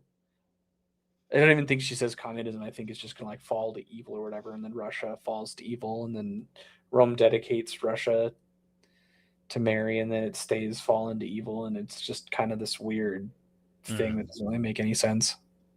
Yeah, I'm skeptical of Fatima. I have not looked into it enough to really merit an opinion, so I'll withhold my. This is a very, very preliminary opinion because I haven't looked too deeply into it either. All right. Let's go ahead and play this. So let's starting from partway through where he starts to describe the first domino. In other words, again, the psychology of conversion. I want to hear kind of what made him convert. And I'm sure there'd be some repetition here, but it still is worth hearing. Yeah. It was an argument for God's existence called the psychophysical harmony argument. So for the longest time, I had been agnostic, right? I was initially atheist. Well, I was initially Catholic. We'll get back to that. But I was initially...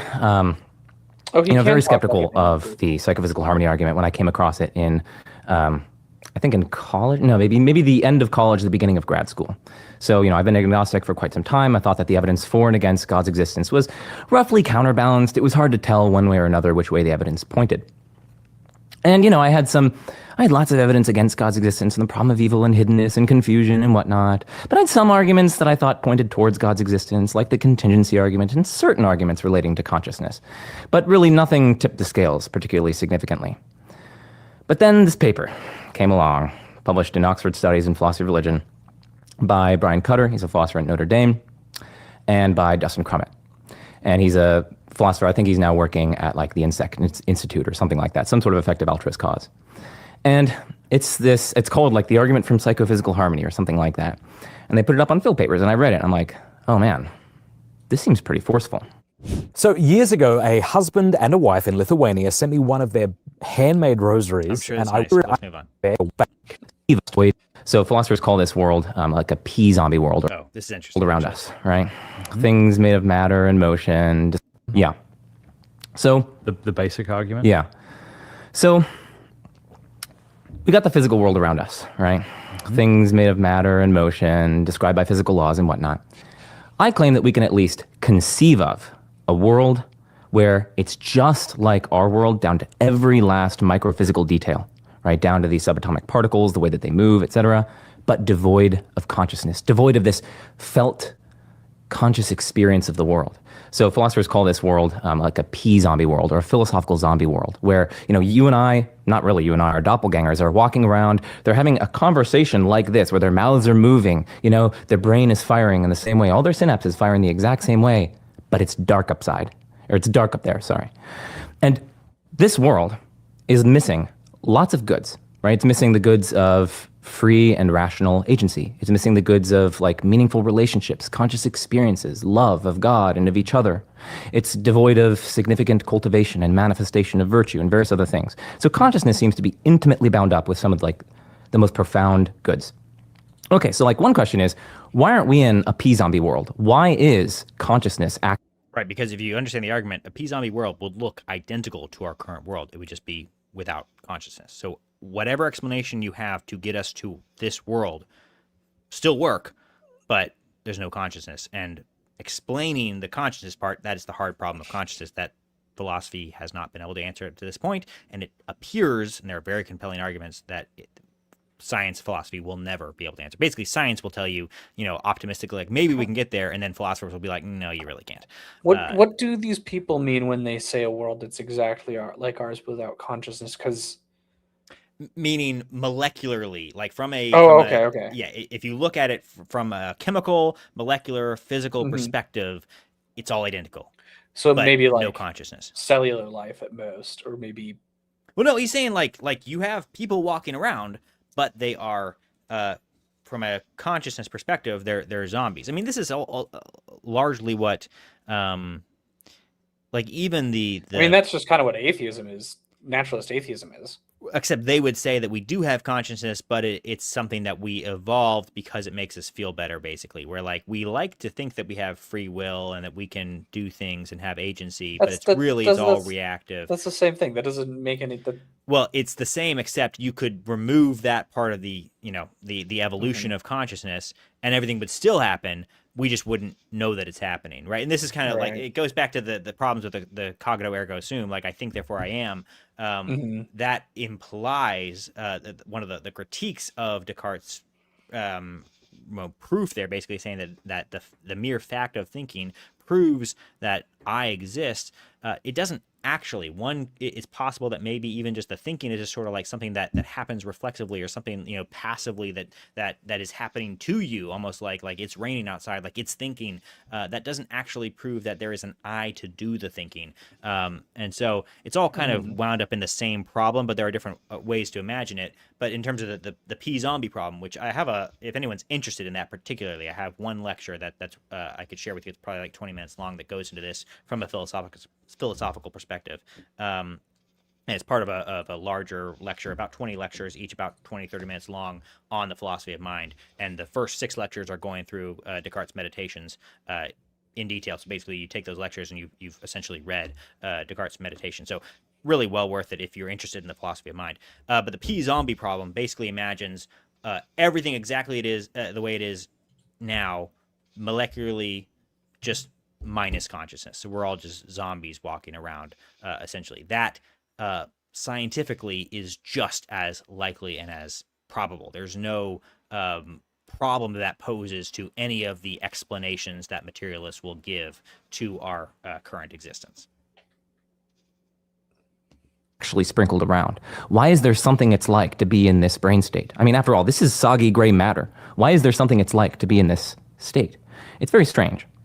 Okay, but things get even stranger, because not only can we conceive of a world where things are physically just like they are in the actual world, but things are devoid of consciousness. There's nothing it's like. There's no felt sense of, the smell of lilacs or the taste of chocolate. There's none of that in this world.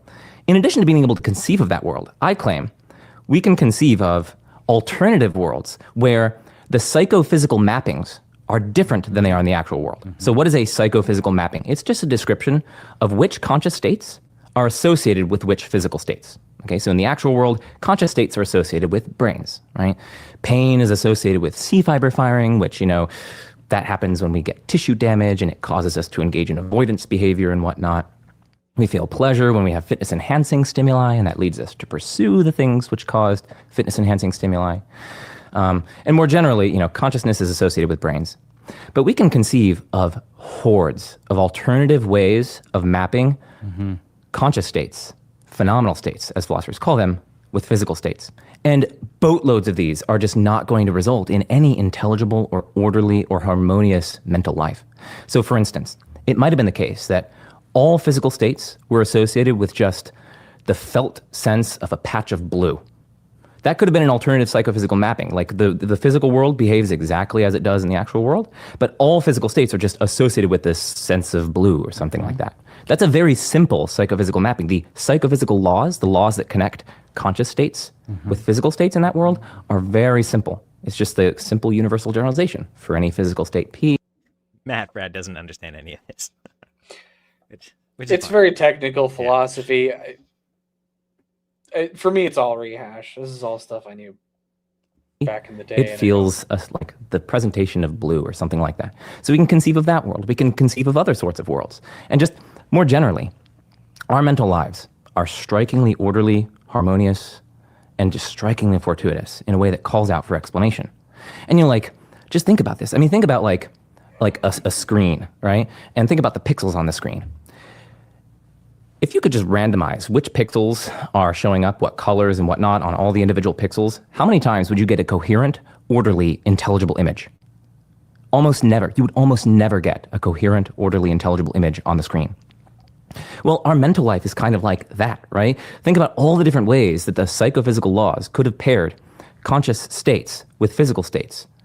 Our mental lives could have just been like a chaotic, jumbling like mess of like TV static-like experience, which just mimics the microchemical structure of our brains, or basically any sort of. All right, so essentially, it's the hard problem of consciousness applied to, or the fine-tuning argument applied to the hard problem of consciousness. That was one of the biggest things that convinced them, and as it should. I mean, the hard problem of consciousness is a really big problem for anyone who's going to be materialist. So, totally fair. I'm going to jump ahead just because it is kind of physicalism, naturalism, materialism. It's all just it falls apart really quick. Yeah. It's not sustainable intellectually, philosophically. So then he goes into the problem of evil. The time. Yeah, so I mean, I don't know exactly where I was leaning at the time. There were periods where I was like an agnostic-leaning atheist. There were times where I was more of a pure agnostic. I think when I came across the psychophysical harmony argument, lots of other arguments for God's existence, I started losing my objections to the fine-tuning argument. I was a pure agnostic. And then as a result of that, I started leaning towards theism. So that's the first domino, the first light of grace coming into my life, really.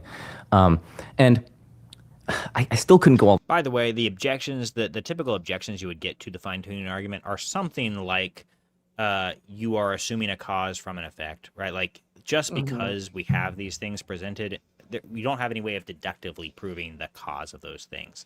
And to do so is to assume the cause, which is what Hume makes a rather compelling case you can't do deductively. You can still do it with good reason for doing it, but that assumption is not going to be proven by necessity, which is true, but doesn't, in my view, does not preclude the possibility of making a wise assumption. But that's a typical objection. I'm going to be honest. The fine-tuning argument's not an argument there's something about, I think it's because like nobody's actually explained to me what the constants, what is it? Yeah, like the speed of light and like the what, I don't know, the constant's probably for the strong force of gravity or what are all those? There's two things. It's like constants and quantities or something. No, I mean the other one. I'm not sure. I've never found. I've struggled to understand the fine-tuning argument, mostly because like some of the components that are supposed to be fine-tuned, like what those exactly are, has never been made very clear. If you're not a physicist, they're a little abstract. Yeah. I think that the fine-tuning argument can be compelling for people that are deep into some of the abstract physics that's going into it. That's fair. And even quantum physics things. Yeah, I can see that. I've always found contingency more compelling. Yeah, contingency argument, I think, is almost insurmountable for non-theists. I find the contingency argument can be compelling. I find the fine-tuning argument more broadly, what it is a subpart of the argument for design, I do find that to be very compelling. The idea of he makes a great point, and I forgot to timestamp this, but Joe makes a good point where if you saw, it might actually be at the end of this section. Let me see if I can find it. But if you saw written in the DNA code, designed by God, you're welcome. Mm-hmm. That would seem to be a compelling argument for God's existence. But all of the arguments that are thrown at the fine-tuning argument by atheists and agnostics would apply just as well to that code being written in the DNA, right? It's like that is how it's what lawyers would call an argument that proves too much. And so, you know, if your argument would disprove a message directly from God saying, or at least would give you, you know, reason to doubt, a message written directly from God saying, you know, designed for you by God, then maybe your arguments are too overbroad. They're too, right. You know, they shouldn't. They're bad arguments ultimately. So I think that was a well said point. I think it's at the end here. We'll see. If Time like Amos Wolin, Matthew Adelstein, these amazing guys, they were also starting to become convinced. And so then they are like, basically like, yeah, I'm kind of a theist now as well. I think it's passive. All right, that's fine. We'll keep going.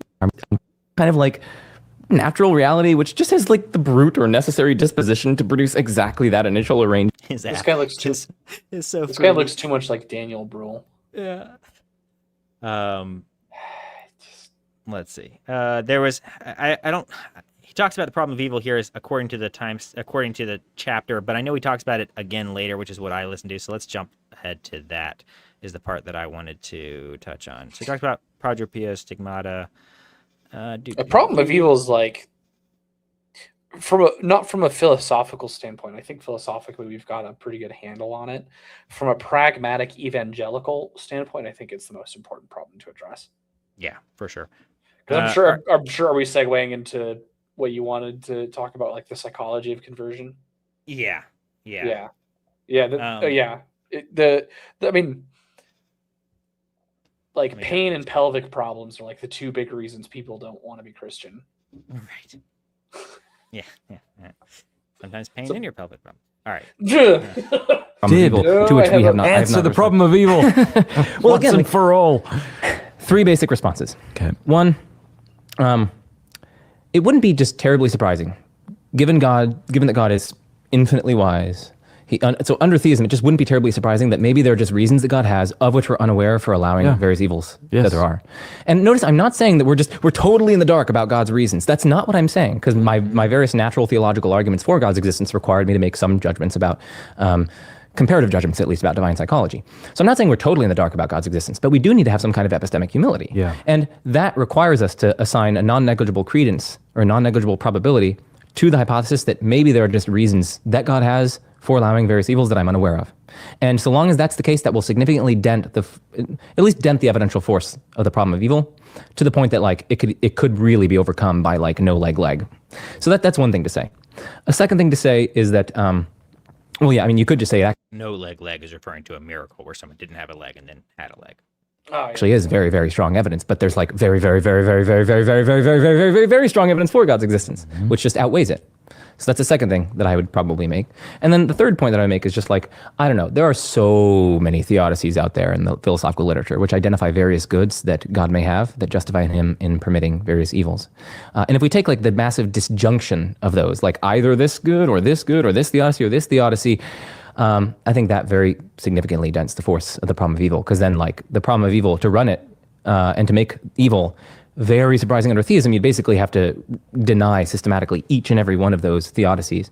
So like one example of a theodicy for evolutionary animal suffering. Well, I was going to ask that. Yeah, no, there are a few. So, I mean, Trent Doherty has this book on the problem of animal pain, theodicy for creatures great and small, where basically there will be a kind of afterlife for animals. You know? Theodicy, by the way, is just a philosophical term for wrestling with the problem of evil. That's what it means. Where the sufferings that they experience in this life actually are going to be, they're going to form part of an integrated whole, which is, better on the whole as a result of the sufferings that they underwent. And basically, their cognitive capacities are going to be elevated to some extent in the eschaton, in the end times, so that they can appreciate their role in God's providential plan. What about mosquitoes?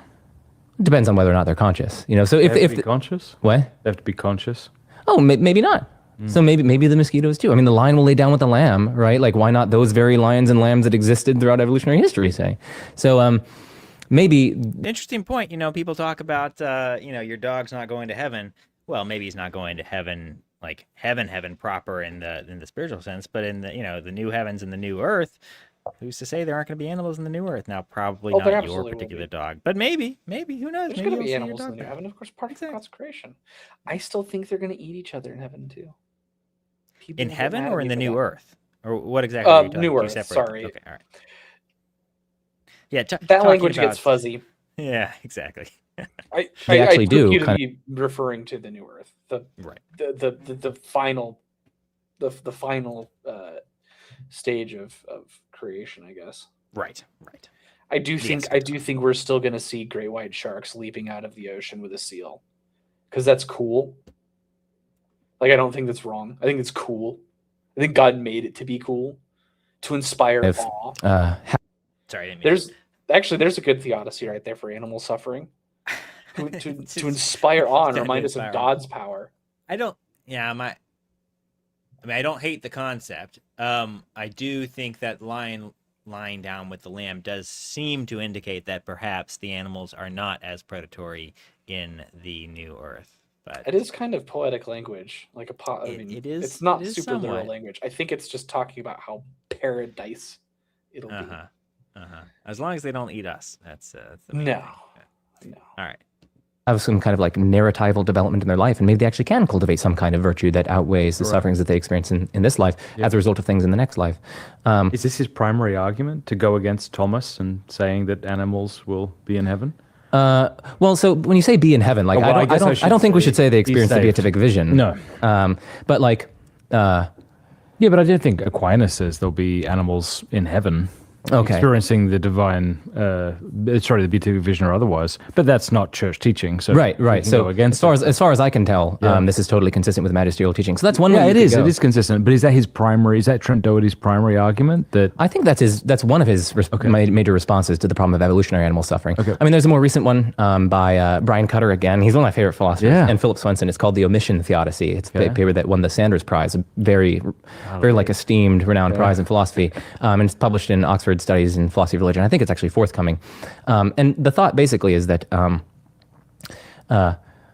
we already have in our background knowledge that God has given us very high stakes moral responsibility for how well the lives of other creatures go, like other animals, but also for other human beings. Like he's basically put us in high stakes moral circumstances where either through our omission to help or through our helping, we can make a massive difference to how well the lives of others go. And why might God do that sort of thing? Well, because if we do indeed help the person, that can reap infinite benefits across all of eternity, because that at least enables a better relationship between me and the person that I helped for all of eternity. Like you saved me, or you saved me from I was drowning and you saved my life.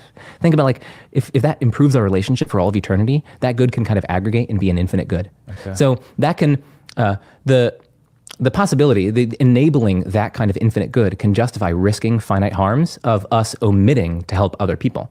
Now, so we already have in our background knowledge that this is kind of God's MO. This is something that like God may very well plausibly be interested in doing, giving us high stakes moral responsibility. But then just apply that to the evolutionary process. Maybe there are various beings, non-human agents, who are delegated with the task of benevolently guiding the evolutionary process away from pain and suffering and languishing and death and whatnot, and towards a more kind of kumbaya symbiosis, but they freely omitted to intervene. And again, the reason why, so maybe these are like angels, for instance, and some of them said, no, I will not serve and I will not guide the evolutionary process in a kind of benevolent direction. And so again, this can be justified by the fact that if they had done their divinely appointed task, that could enable infinite goods for all of eternity. And again, the point with these different theories isn't that they're the correct one, or that you're saying that they're correct one. I'm just trying to give an accommodation, right? I'm just trying to say like, sure, maybe this isn't. Oh, and there's another thing. Like this story doesn't need to be plausible to the atheist. The point is like conditional on theism. That's right. Conditional on theism, because we're trying to predict. We're trying to see how probable is the evidence of evil. Conditional on theism, right? Yeah. So given theism, is this at least a non-negligibly likely story to be true? And I think it is non-negligibly likely. For starters, we already have significant empirical evidence for the existence of demonic phenomena, for these non-human intellects. Secondly, it's good to create good creatures. And, what's up with this? Yeah, so this is the key point. And I thought I think I went a little bit later than I meant to.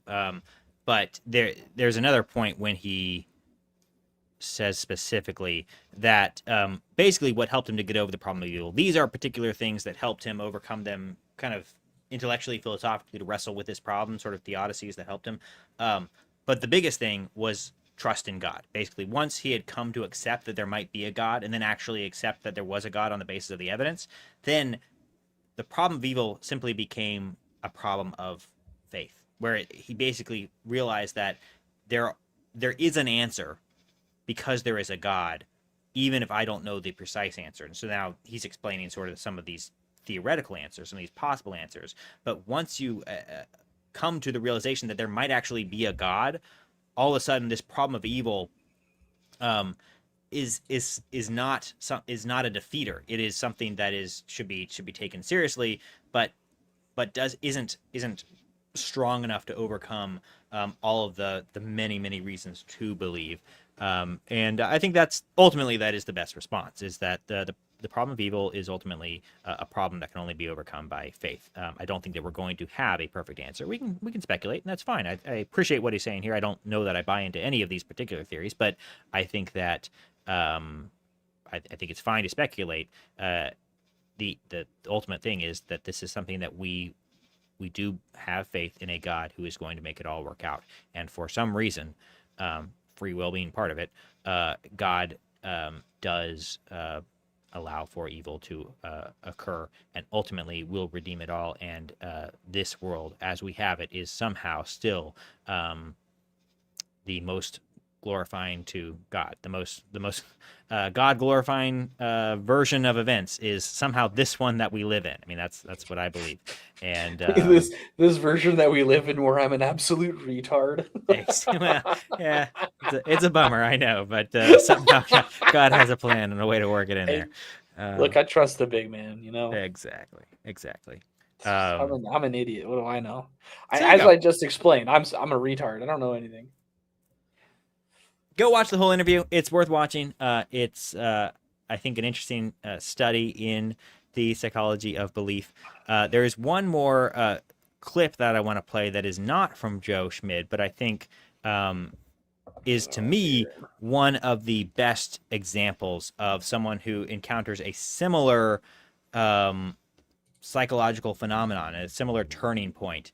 But before we get to that, I want to read a super chat that we got from Mr. O. Jarrett, a regular supporter. He says, can you talk about the idea, this is from Ko-Fi, this is a Ko-Fi from O. Jarrett. Can you talk about the idea of once saved, always saved sometime? And yes, we should. I have made a note to add that to a future show. Also, James, have you tried monkey shoulder scotch? It's the only one that I find palatable as a bourbon guy. I appreciate what you do here. Christ is king, God is good. I have not. I'll have to try that. I don't know what you mean by palatable, because I generally find scotch to be smoother and easier to drink going from bourbon to scotch. I like bourbon. I tend to only like the high proof bourbons. I find that sort of the 90 proof bourbons are very boring. So which is why I drink scotch mostly in this show, because I drink a lot on this show, and I can't just drink 120 proof bourbon all night. I've tried it, and by the end, I'm slurring my words. If you go back and watch some of the earlier videos before I learned that lesson, you will see. So I don't know exactly what you mean by palatable. So I'm not sure if it's the peatiness that's getting to you, because there are some scotches that are not peaty at all. I can tell you a Macallan 12, which I think is extremely overrated and a very boring scotch, it is incredibly smooth. I mean, that's like all you can say about it, is that it's just smooth and inoffensive. But I can't imagine there would be anything in that would be offensive to you if you want to try a Macallan 12. I just think it's very overpriced. I think that you're better off going with like a Glenmorangie 12-year or something like that. Yeah, I mean, feel free to write if you have a little bit more detail, and then I could give you a recommendation for a good scotch. But if you found one that you like, I mean, good on you. I have not tried Monkey Shoulder. I'll see if I can get that somewhere in North Carolina. North Carolina is a little odd because of our allocation system, and it's all state run, so I can't get everything, but I'll have to look into that one. Thank you for the Ko-Fi. Really appreciate it. Alrighty.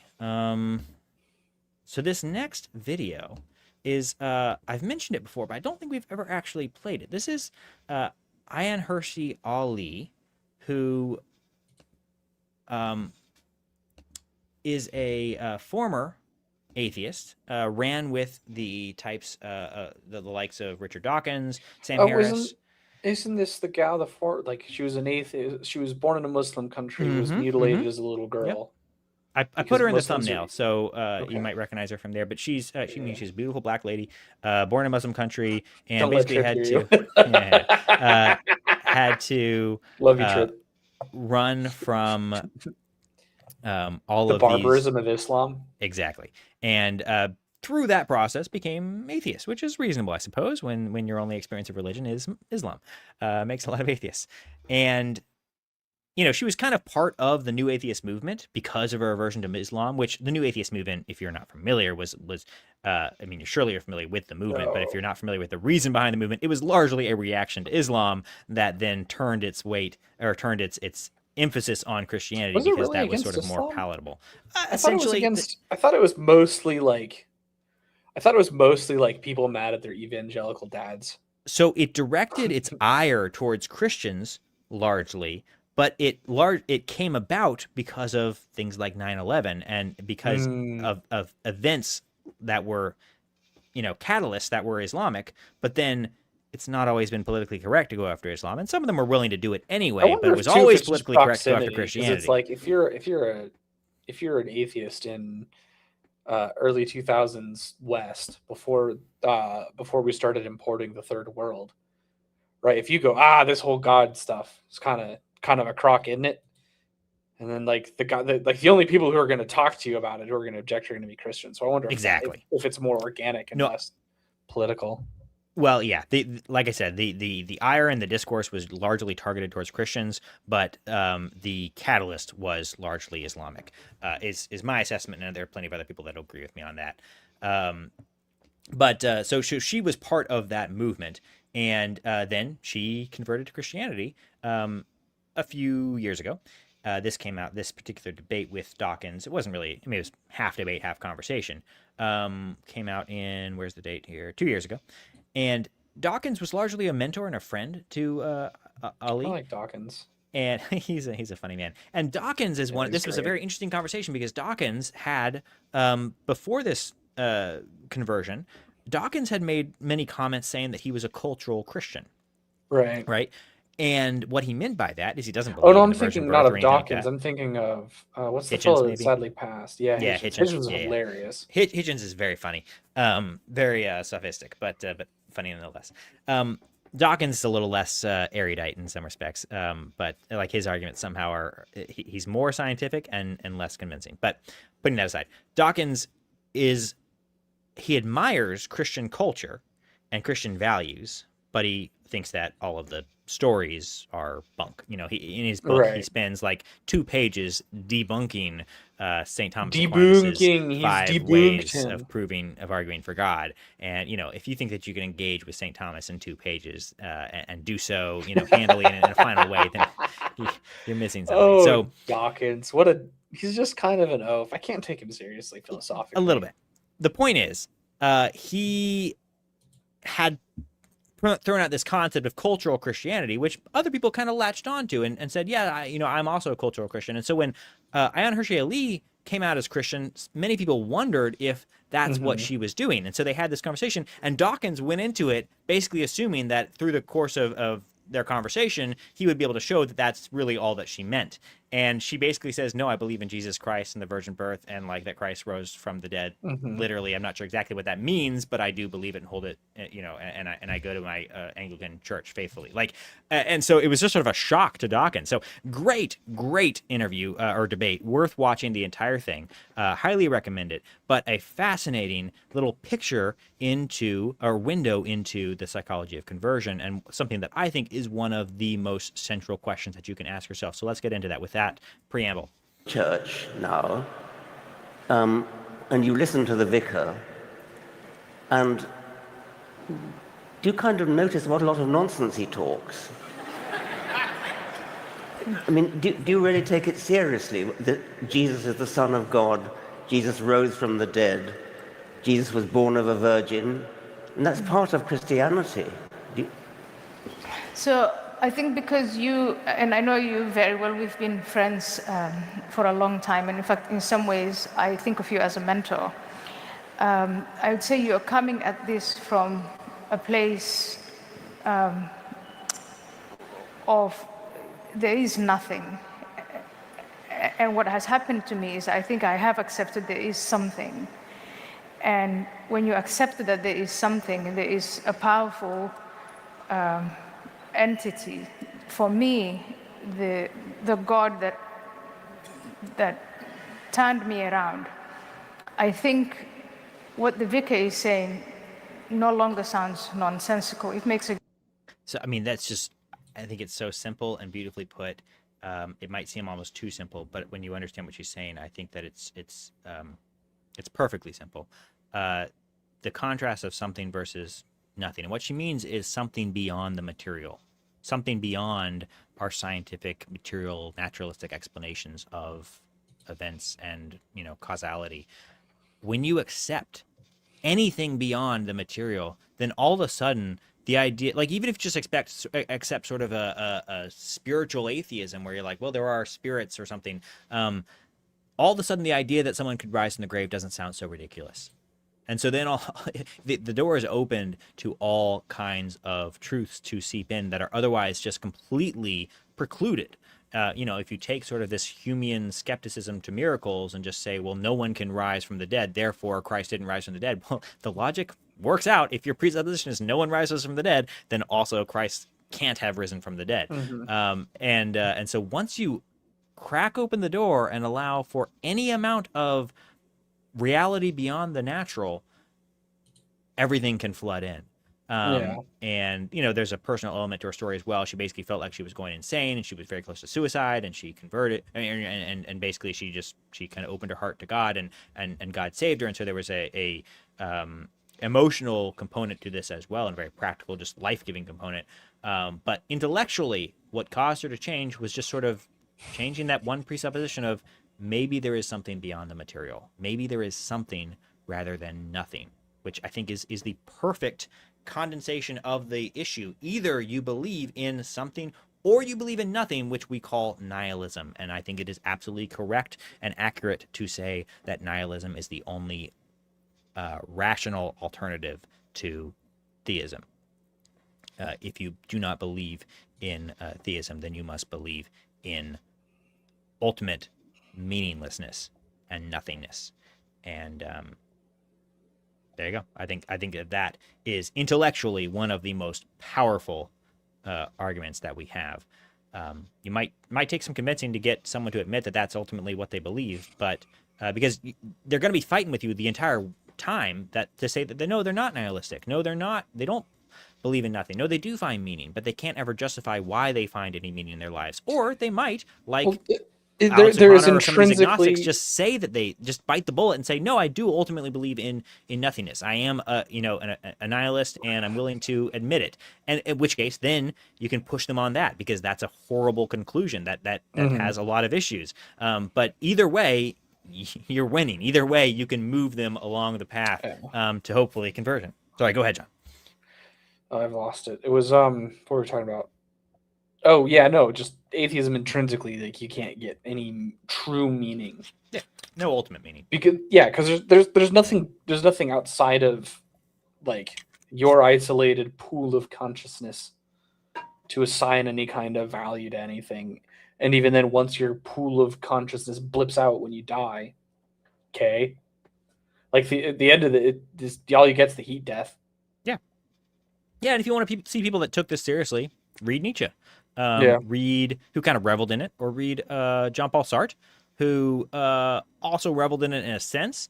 Read any of the postmodernists who will take their views seriously, and even like the postmodernists, like theologians, they will wrestle with this and come to some very dour conclusions. So it is the honest existentialists and nihilists will take this seriously and basically just sort of wave it away, but they can never resolve the emotional tension that's created by this viewpoint.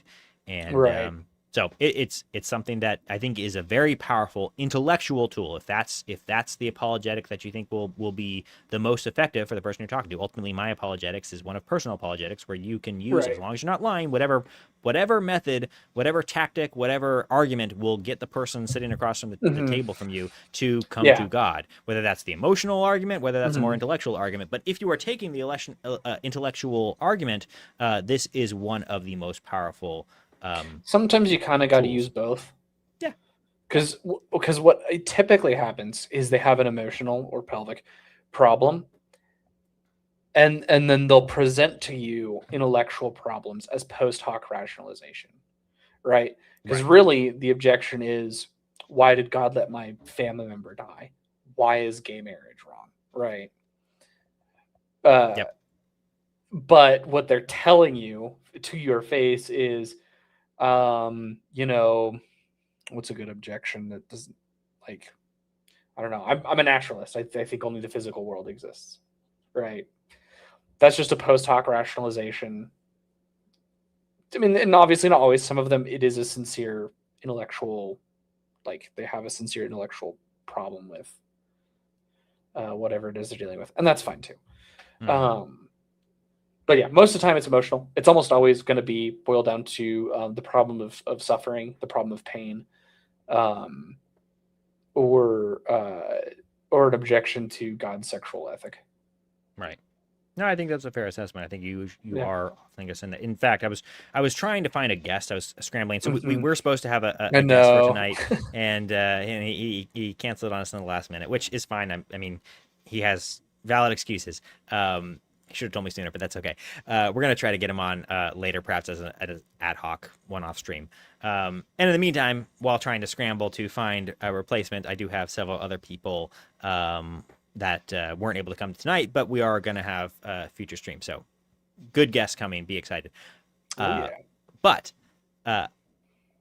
some of the people I was trying to see if maybe we could get an atheist or agnostic on here just to react, because I was curious to see what their response was to this conversion of a fellow agnostic, and some of the people that I'm watching their content, and the reason why they converted out of Catholicism was because they were gay, or they found out that they were gay, and that's why they left the faith, or they have an objection to the church's sexual ethics, and that's why they stay. Why can't I just sleep with my girlfriend? Why can't I? It's like, well, because it's bad for you. That's why. I remember I saw a funny tweet where this guy was like, I converted or deconverted, deconstructed my faith, and now I can do whatever I want. I can jerk off whenever I want. I can look at whatever porn I want. I can have sex with whoever I want. Maybe experiment with gay sex. And it's like the list goes on, and it's like, everything's about sex. Like you said, you can do whatever you want, and yet you seem to be a complete slave to your sexual desires. That's not what we call freedom, ladies and gentlemen. That is called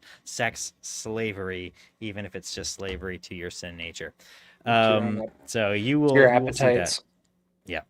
Yeah, it's most of the time it's that. It's like they grow up Christian. And part of it too, especially in the evangelical world didn't do a very good job of like developing a good philosophy around the sexual ethic. So when kids ask, "Hey, why is this wrong?" they just kind of go, "Well, because the Bible says so." Yeah, don't get me started on the purity movement. We've talked about that in the past, but there's so many issues with that, and I've just done horrible shows on theology with a stuff, lot of that. Terrible. Purity is not bad, but the equation right. of No, I purity understand what you're saying. with The virginal purity culture is a problem, and there's tons of issues with the way evangelicals handled it, but it even goes back farther than that, with just how Christianity itself totally dropped the ball when it came to feminism. Feminism. Feminism basically developed as a completely secular movement outside of the church, because the church wasn't willing to tackle some of the valid criticisms that feminists were making within the church. And basically Christians just ignored it, and the problem festered because there was no Christian guiding principles to any of the issues. And that's my personal theory, but I can defend that more at some point. We have done a stream on that in the past. but that is where so many of the issues come down to, because feminism is absolutely cancer. But that is largely because feminism as a movement developed completely outside of the church, and therefore all of its solutions and all of its presuppositions are just fundamentally flawed and wrong and cancerous. All right. Well, I think that's it. I mean, so this is a funny stream. We've had significantly more viewership on like the numbers have been good the entire time. But on YouTube, it's been like 40. 10 to 15. But yeah, we've had good numbers on X. So for anyone watching on X, please do go ahead and go over and at least leave a like on the YouTube side. That just helps us out. And well, we follow appreciate myself all of you and viewing. Redoubt, whichever stream you're on.